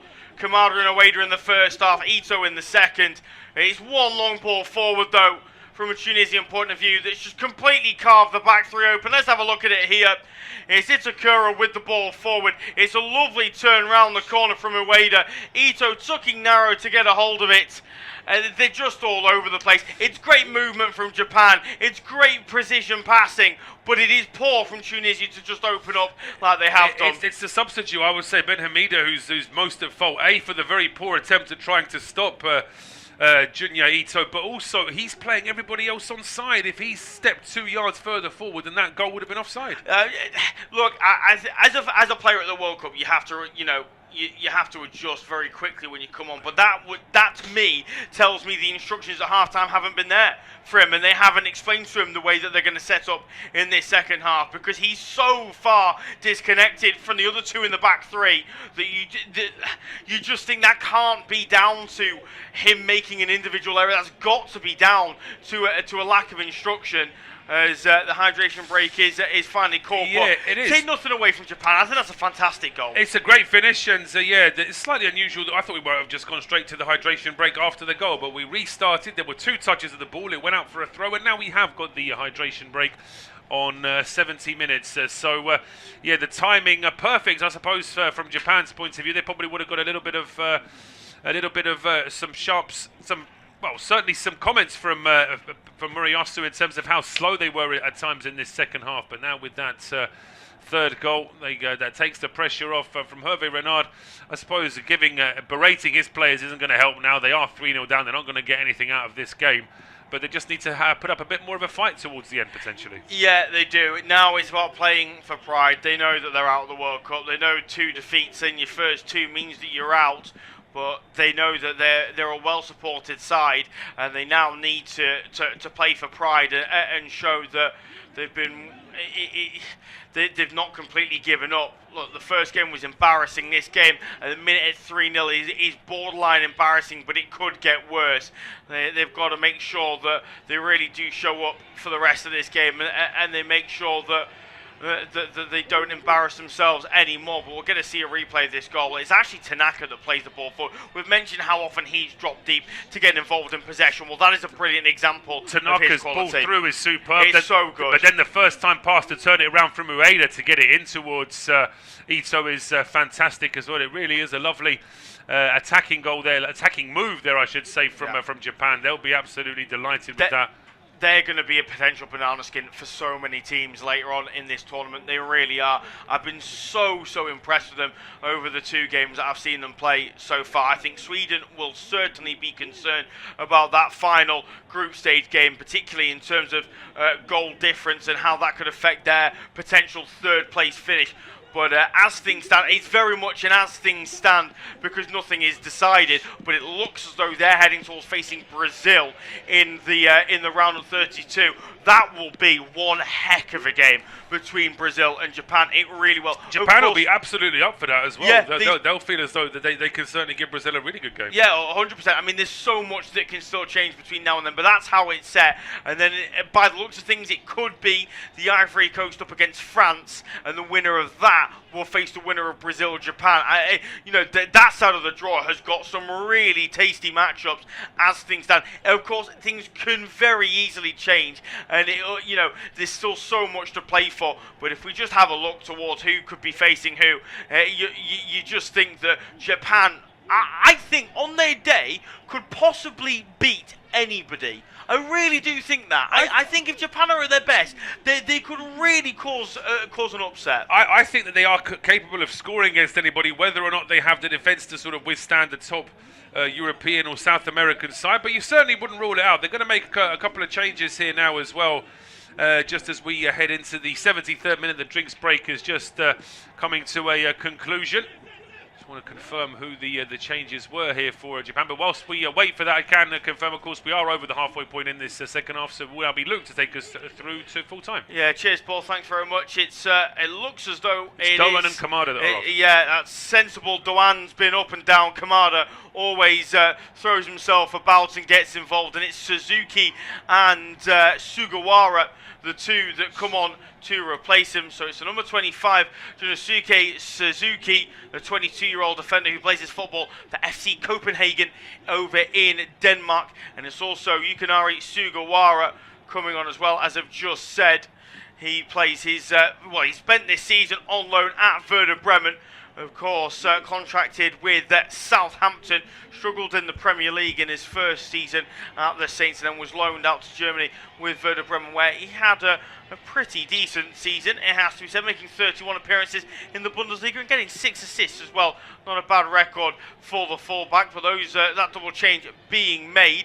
As while we were noting those changes, a corner has been won by Tunisia over on the far side. They haven't had too many set-piece opportunities, it has to be said, so far in this one. This one they will take short. Hannibal looking to swing the ball in.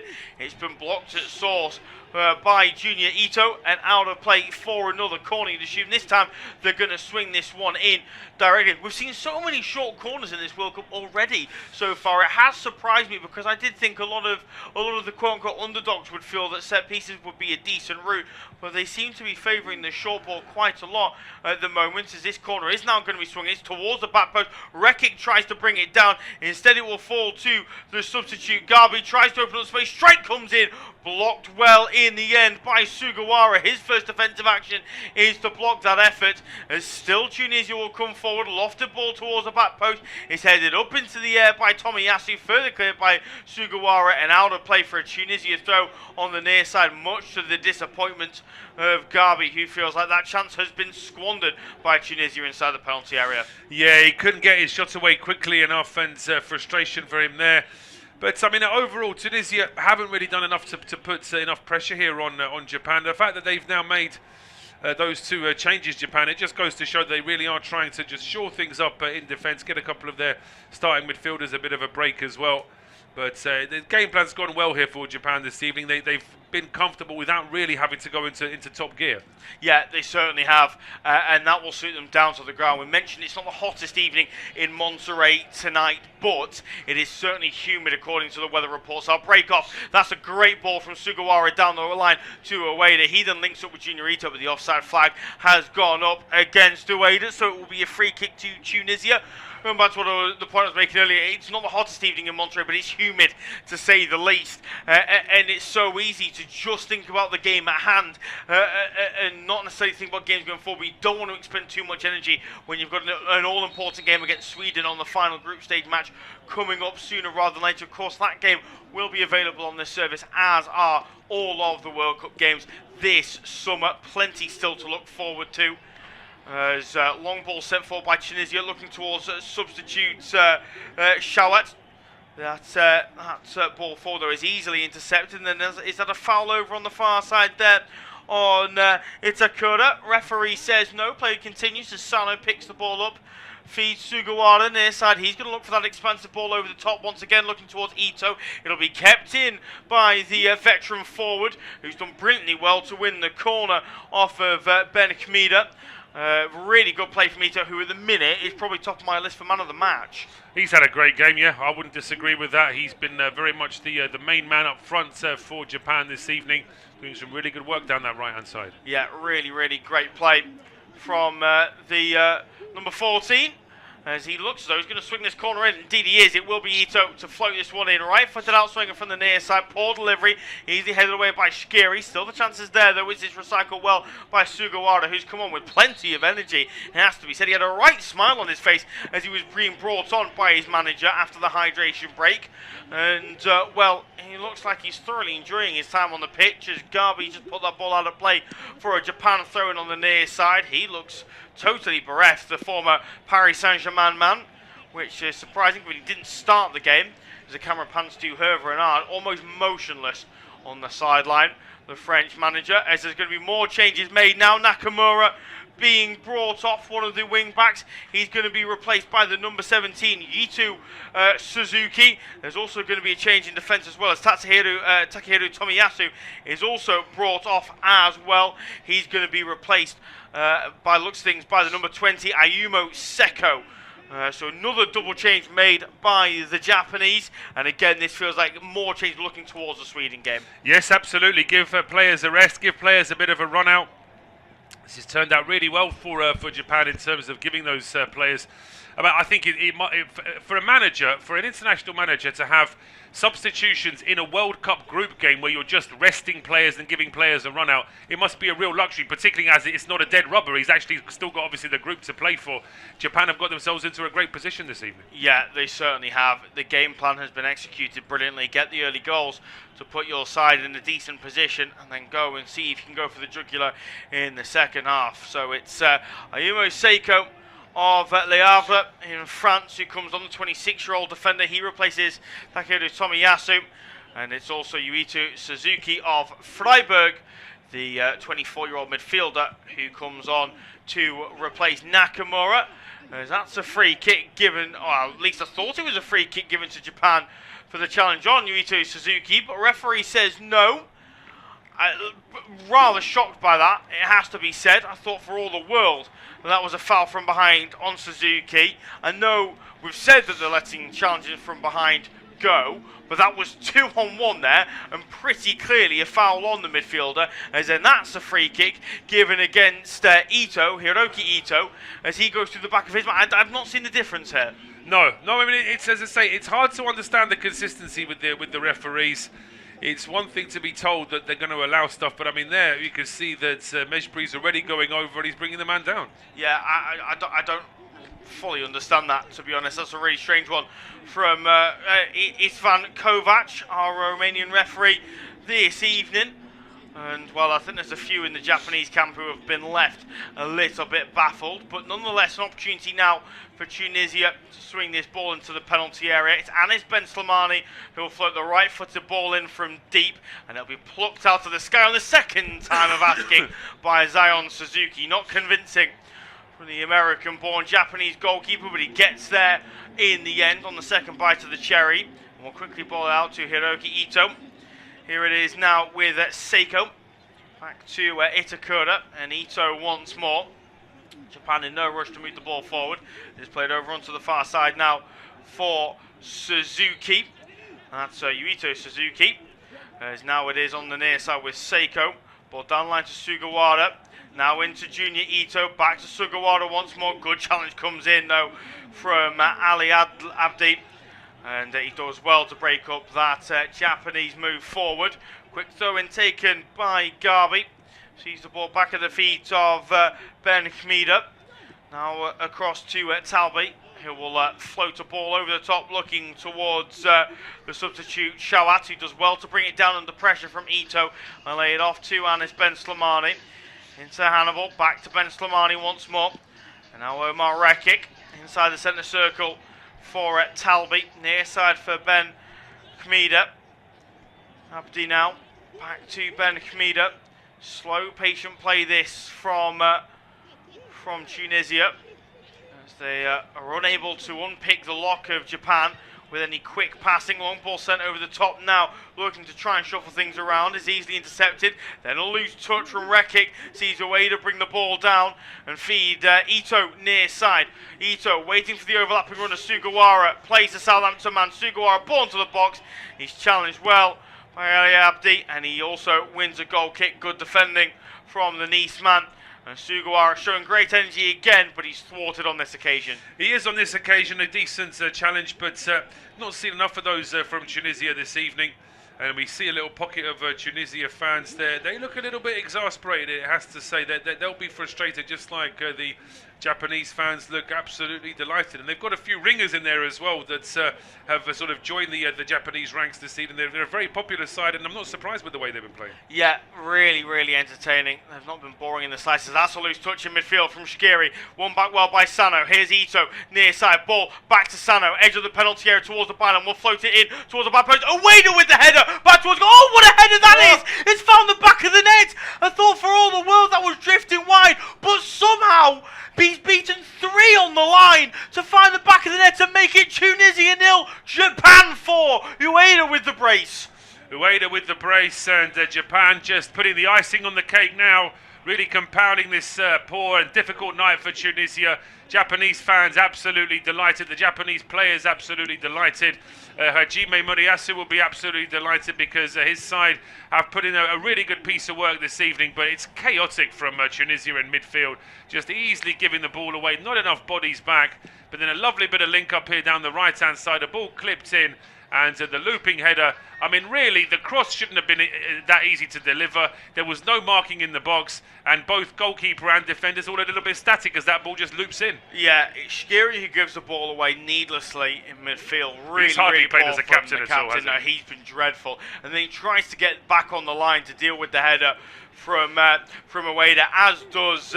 I'm trying to work out who else that is. I think Ben Slimani. It's Ben Hamida, I think, coming back on the post, isn't it? But for me, in fact, it is Slimani as well. He's back inside his own penalty area. But I mean, it's a great looping header. Take nothing away from the way that Ayase Ueda's loops that, but defensively, that's really poor from Tunisia. So poor from Tunisia, but credit where credit's due to Ueda. He's taken two chances absolutely brilliantly.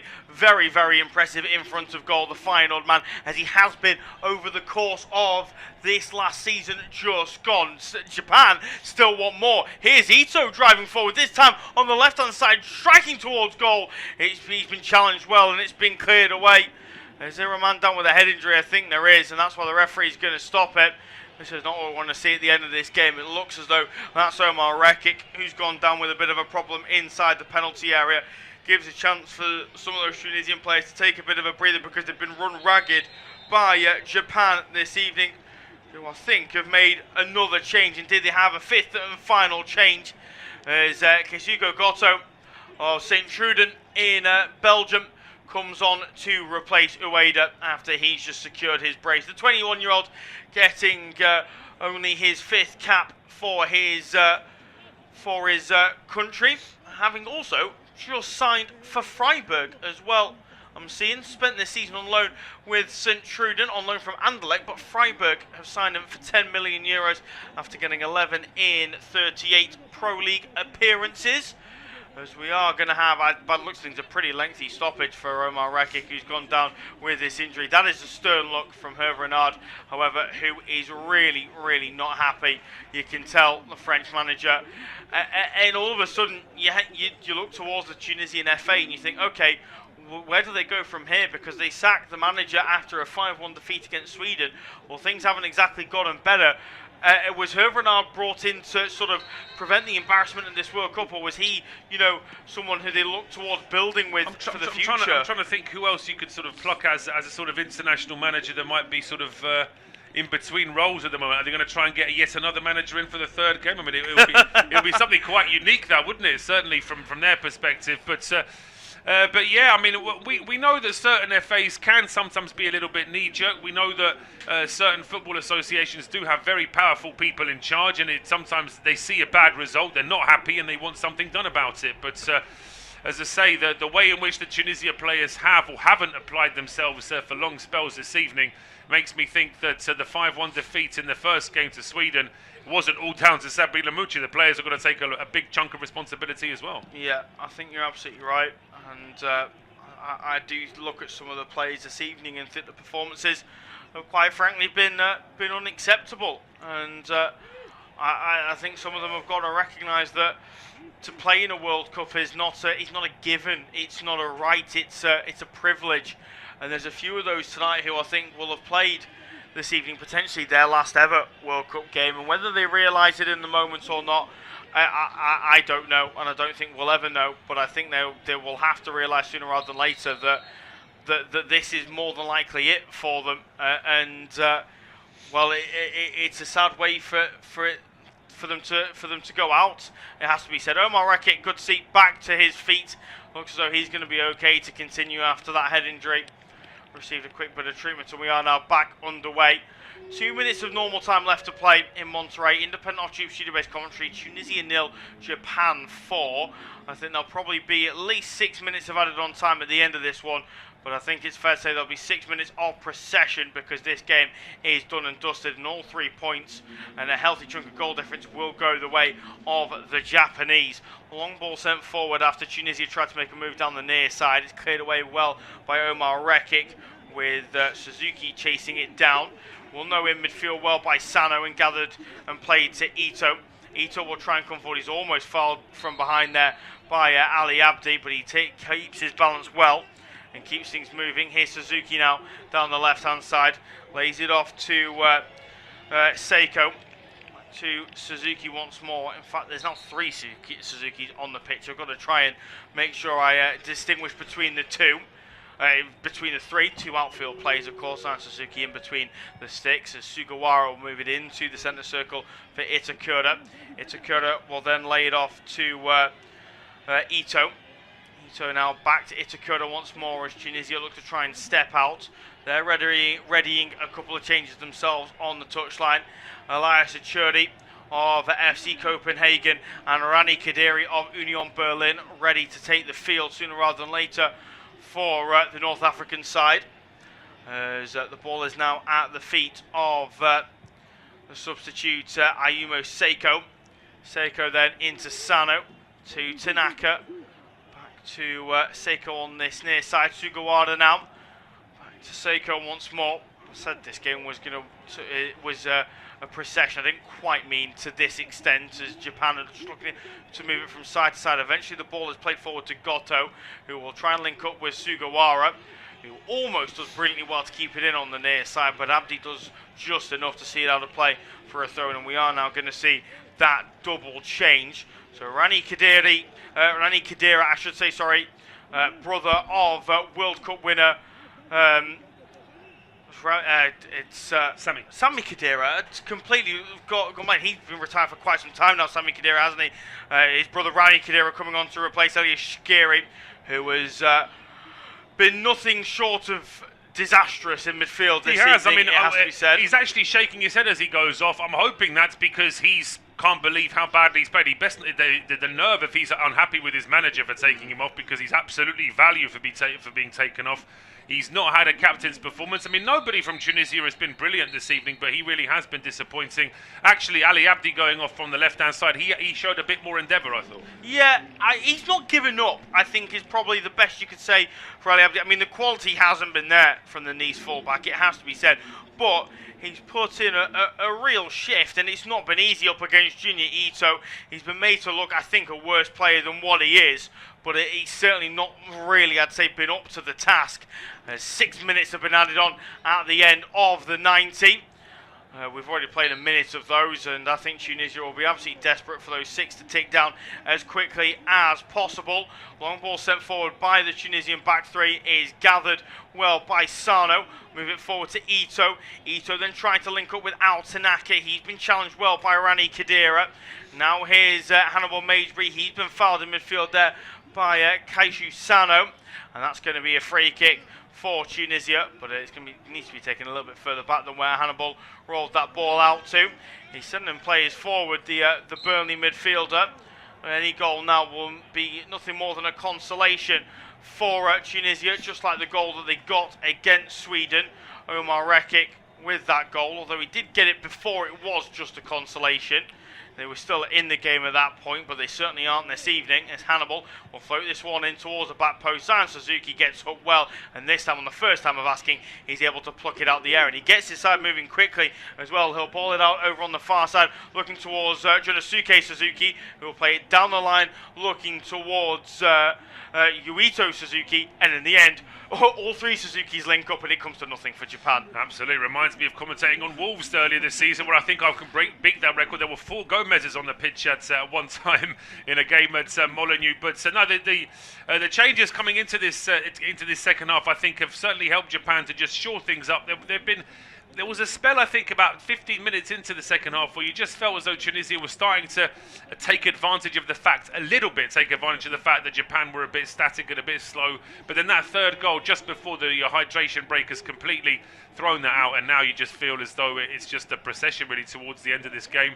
And Japan will be delighted because they were good value for their draw against the Netherlands, and they're certainly good value for this comfortable win tonight. Yeah, and I've been impressed by the subs as well. I think Sugawara has shown a heck of a lot of energy since coming on, which has been very, very impressive. As Suzuki, was he fouled there from behind as he was charging forward? Referee says no. The first challenge could have been. I thought he was clipped there from behind. I'm surprised the referee didn't give the free kick, I'll be honest. Although he has just pointed over onto the near side. I'm not sure what he's given here. Is there going to be another substitute being made? There can't be, because both teams have made all 5 subs, so I'm not entirely sure why he was pointing over to the near side. I certainly thought he was fouled there from behind by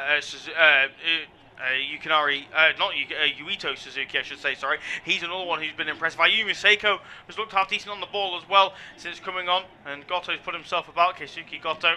But ultimately, it's since the change has been made, it's been relatively tame for Japan, as the camera pans over to Ueda on the bench. The man with 2 of the 4 goals this evening. You'd assume he's probably been given man of the match tonight. I'd probably give it to Junior Ito, but I'd give it to Ueda if you want. I don't think it makes much of a difference. Both players have been absolutely fantastic. There's now an opportunity potentially for Yuito Suzuki to win the ball in a dangerous area. He's lost out, however, and actually Tunisia have moved it forward pretty well. Here they come flooding forward. It's the substitute Shawat trying to create the space. Been held up well in midfield by Sano, and he's been forced all the way back to Ben Hamida, who will move it across now for Tolby. Further wide for Ekik. Ball into Japan territory is held up well in the end by Gorby. Has a foul been given there against Jan Valery? I believe it has, over on the far side. Referee Kovac not happy with the Sheffield Wednesday man putting in the challenge, and that is going to be a free kick for Japan, after Tunisia were looking relatively bright over on that far side. Yeah, Moriyashi is probably asking the 4th official, is anyone going to get booked today? I mean, it's not been an aggressive game, but no. there's probably been 3 challenges, I would say, that we would have both expected there to have been a yellow card. For a referee who's known in Europe for being relatively card happy and also averaging over 5 cards a game, you'd have expected there to have been at least one yellow card handed out tonight, but I suppose it's not been a game played in that sort of vein, has it? As Suzuki driving forward down the far side is challenged well from behind, and Suzuki who has the ball nipped away from him after Rekik wins it back, although Tanaka's done well to win it in midfield, and will link up well with Ito over on the far side. Here it is now with Itakura. We'll just slow it down inside the centre circle, as we've got about 10 seconds left to go. The 6 added on. Japan look as though they're set for a cruising victory, and all importantly, they will now be level at the top of their group on goal difference. And there goes the full-time whistle. Fantastic evening for Japan. They've beaten Tunisia comfortably by 4-0. A brace from Ueda. Junior Ito with the goal, and Daisy Kamada as well, who got the goal-scoring opening. It's all to play for in Group F going into the final round of fixtures, with Japan and Netherlands both at top of the group on 4 points with a +4 goal difference. Tunisia out. Their change in manager mid-tournament hasn't worked out. Embarrassed once again. Full-time in Mexico. It finishes Tunisia 0, Japan 4.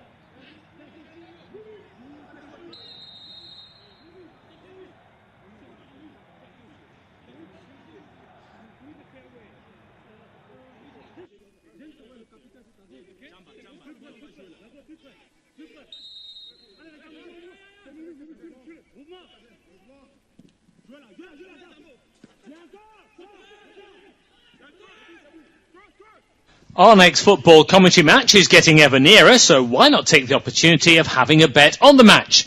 Whether you're interested in betting on the match result, the first player to score, the last scorer, correct score, double result, total goals market, handicap betting, or any other of our exciting market, it's fun to be involved.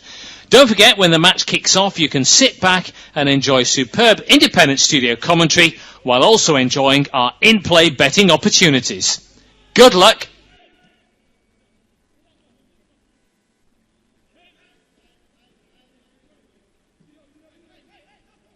Our next football commentary match is getting ever nearer, so why not take the opportunity of having a bet on the match? Whether you're interested in betting on the match result, the first player to score, the last scorer, correct score, double result, total goals market, handicap betting, or any other of our exciting market, it's fun to be involved.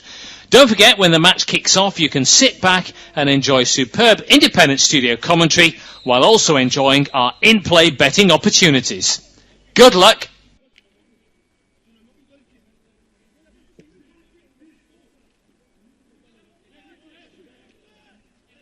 Our next football commentary match is getting ever nearer, so why not take the opportunity of having a bet on the match? Whether you're interested in betting on the match result, the first player to score, the last scorer, correct score, double result, total goals market, handicap betting, or any other of our exciting market, it's fun to be involved. Don't forget, when the match kicks off, you can sit back and enjoy superb independent studio commentary while also enjoying our in-play betting opportunities. Good luck!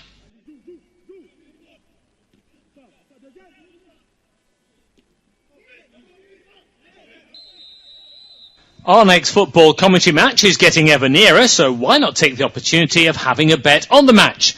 Whether you're interested in betting on the match result, the first player to score, the last scorer, correct score, double result, total goals market, handicap betting, or any other of our exciting market, it's fun to be involved.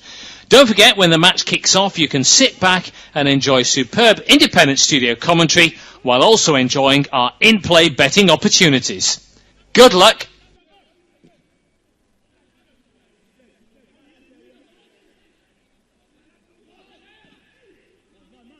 Our next football commentary match is getting ever nearer, so why not take the opportunity of having a bet on the match? Whether you're interested in betting on the match result, the first player to score, the last scorer, correct score, double result, total goals market, handicap betting, or any other of our exciting market, it's fun to be involved. Don't forget, when the match kicks off, you can sit back and enjoy superb independent studio commentary while also enjoying our in-play betting opportunities. Good luck!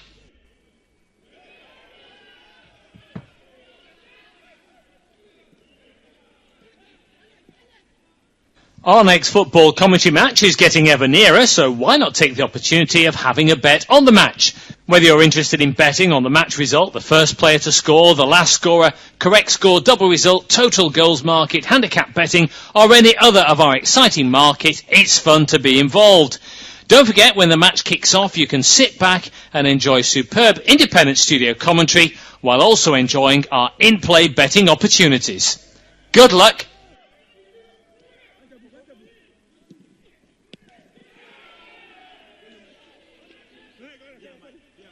Our next football commentary match is getting ever nearer, so why not take the opportunity of having a bet on the match?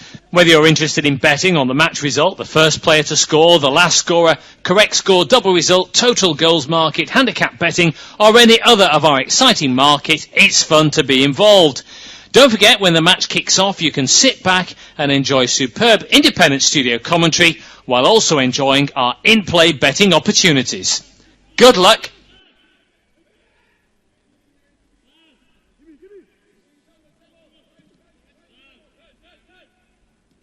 Our next football commentary match is getting ever nearer, so why not take the opportunity of having a bet on the match?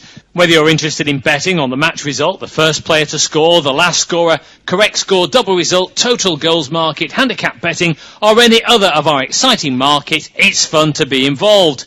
Don't forget, when the match kicks off, you can sit back and enjoy superb independent studio commentary while also enjoying our in-play betting opportunities. Good luck!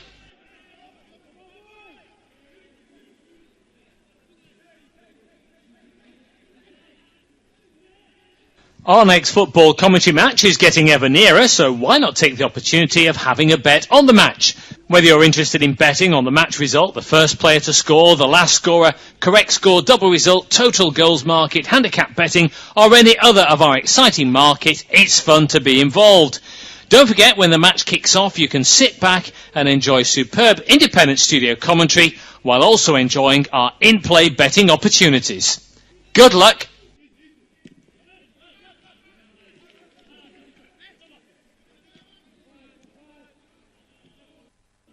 Our next football commentary match is getting ever nearer, so why not take the opportunity of having a bet on the match? Whether you're interested in betting on the match result, the first player to score, the last scorer, correct score, double result, total goals market, handicap betting, or any other of our exciting market, it's fun to be involved. Don't forget, when the match kicks off, you can sit back and enjoy superb independent studio commentary while also enjoying our in-play betting opportunities. Good luck!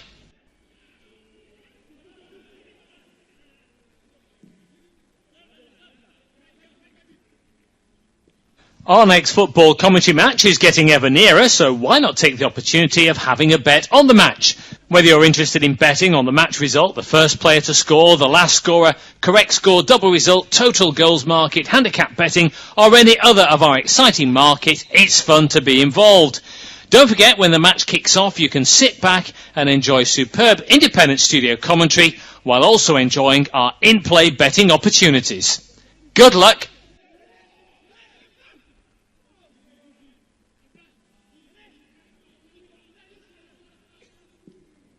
Our next football commentary match is getting ever nearer, so why not take the opportunity of having a bet on the match? Whether you're interested in betting on the match result, the first player to score, the last scorer, correct score, double result, total goals market, handicap betting, or any other of our exciting market, it's fun to be involved. Don't forget, when the match kicks off, you can sit back and enjoy superb independent studio commentary while also enjoying our in-play betting opportunities. Good luck!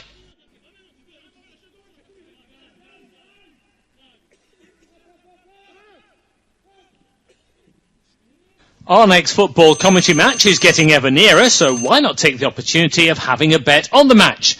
Whether you're interested in betting on the match result, the first player to score, the last scorer, correct score, double result, total goals market, handicap betting, or any other of our exciting market, it's fun to be involved. Don't forget, when the match kicks off, you can sit back and enjoy superb independent studio commentary while also enjoying our in-play betting opportunities.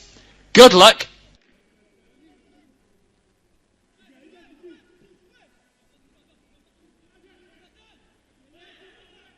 Our next football commentary match is getting ever nearer, so why not take the opportunity of having a bet on the match? Whether you're interested in betting on the match result, the first player to score, the last scorer, correct score, double result, total goals market, handicap betting, or any other of our exciting market, it's fun to be involved.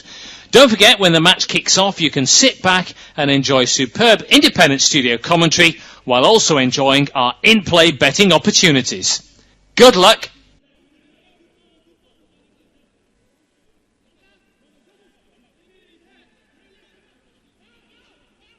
Our next football commentary match is getting ever nearer, so why not take the opportunity of having a bet on the match?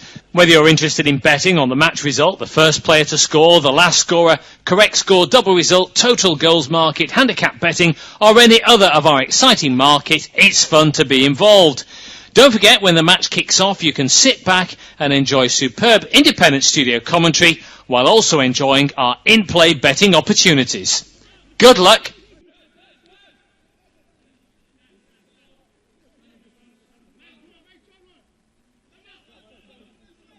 Our next football commentary match is getting ever nearer, so why not take the opportunity of having a bet on the match?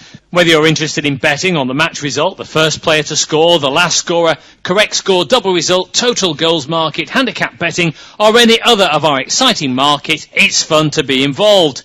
Don't forget, when the match kicks off, you can sit back and enjoy superb independent studio commentary while also enjoying our in-play betting opportunities. Good luck!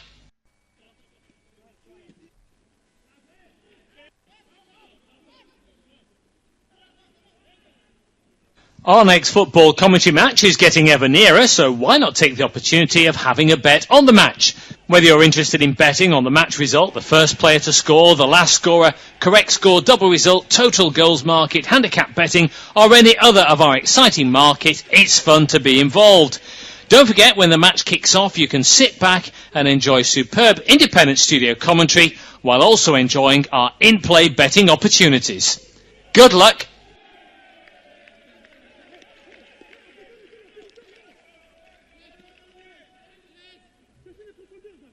Our next football commentary match is getting ever nearer, so why not take the opportunity of having a bet on the match?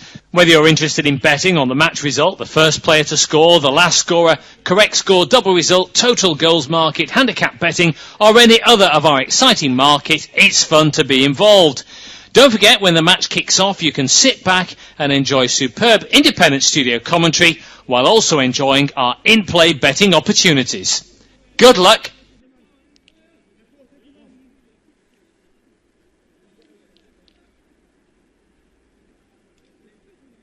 Our next football commentary match is getting ever nearer, so why not take the opportunity of having a bet on the match? Whether you're interested in betting on the match result, the first player to score, the last scorer, correct score, double result, total goals market, handicap betting, or any other of our exciting market, it's fun to be involved. Don't forget, when the match kicks off, you can sit back and enjoy superb independent studio commentary while also enjoying our in-play betting opportunities. Good luck!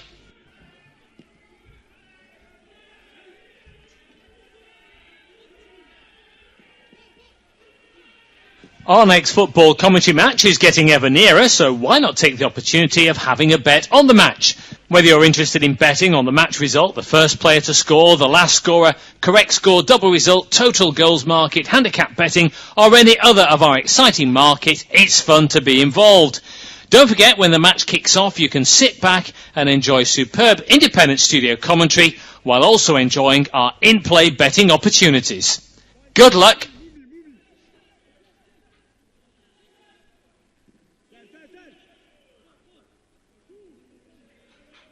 Our next football commentary match is getting ever nearer, so why not take the opportunity of having a bet on the match? Whether you're interested in betting on the match result, the first player to score, the last scorer, correct score, double result, total goals market, handicap betting, or any other of our exciting market, it's fun to be involved. Don't forget, when the match kicks off, you can sit back and enjoy superb independent studio commentary while also enjoying our in-play betting opportunities. Good luck!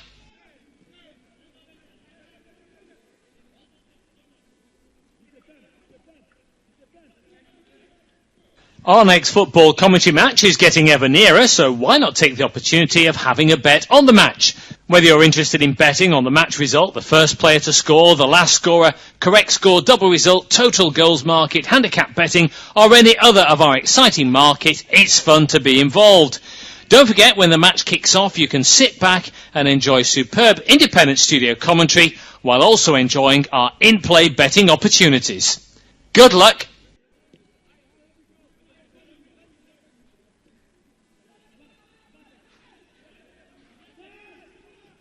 Our next football commentary match is getting ever nearer, so why not take the opportunity of having a bet on the match? Whether you're interested in betting on the match result, the first player to score, the last scorer, correct score, double result, total goals market, handicap betting, or any other of our exciting market, it's fun to be involved.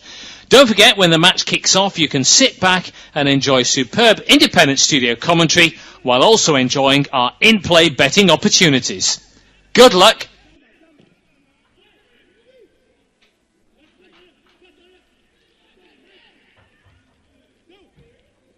Our next football commentary match is getting ever nearer, so why not take the opportunity of having a bet on the match? Whether you're interested in betting on the match result, the first player to score, the last scorer, correct score, double result, total goals market, handicap betting, or any other of our exciting market, it's fun to be involved. Don't forget, when the match kicks off, you can sit back and enjoy superb independent studio commentary while also enjoying our in-play betting opportunities. Good luck!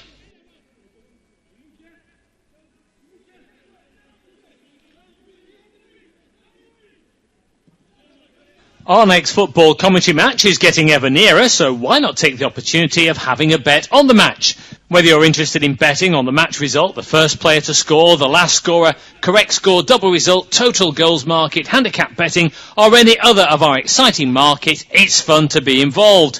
Don't forget, when the match kicks off, you can sit back and enjoy superb independent studio commentary while also enjoying our in-play betting opportunities. Good luck!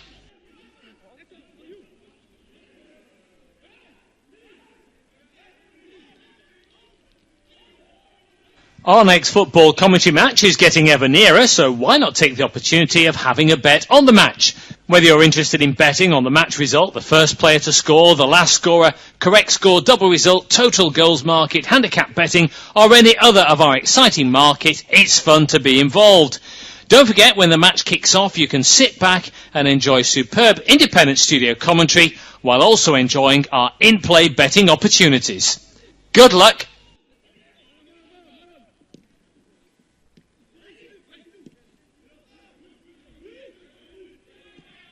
Our next football commentary match is getting ever nearer, so why not take the opportunity of having a bet on the match?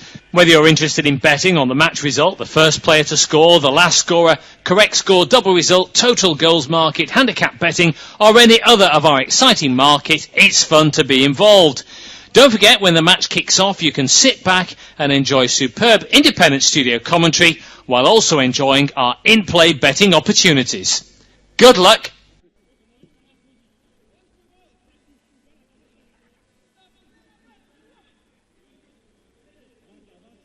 Our next football commentary match is getting ever nearer, so why not take the opportunity of having a bet on the match? Whether you're interested in betting on the match result, the first player to score, the last scorer, correct score, double result, total goals market, handicap betting, or any other of our exciting market, it's fun to be involved.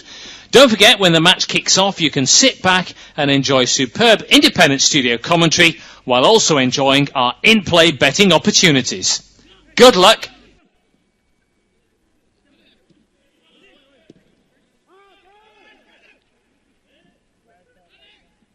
Our next football commentary match is getting ever nearer, so why not take the opportunity of having a bet on the match?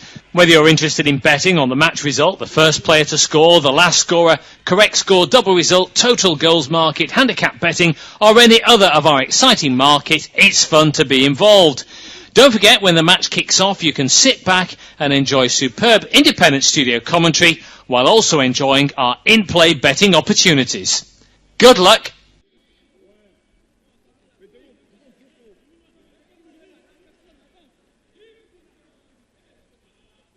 Our next football commentary match is getting ever nearer, so why not take the opportunity of having a bet on the match? Whether you're interested in betting on the match result, the first player to score, the last scorer, correct score, double result, total goals market, handicap betting, or any other of our exciting market, it's fun to be involved. Don't forget, when the match kicks off, you can sit back and enjoy superb independent studio commentary while also enjoying our in-play betting opportunities. Good luck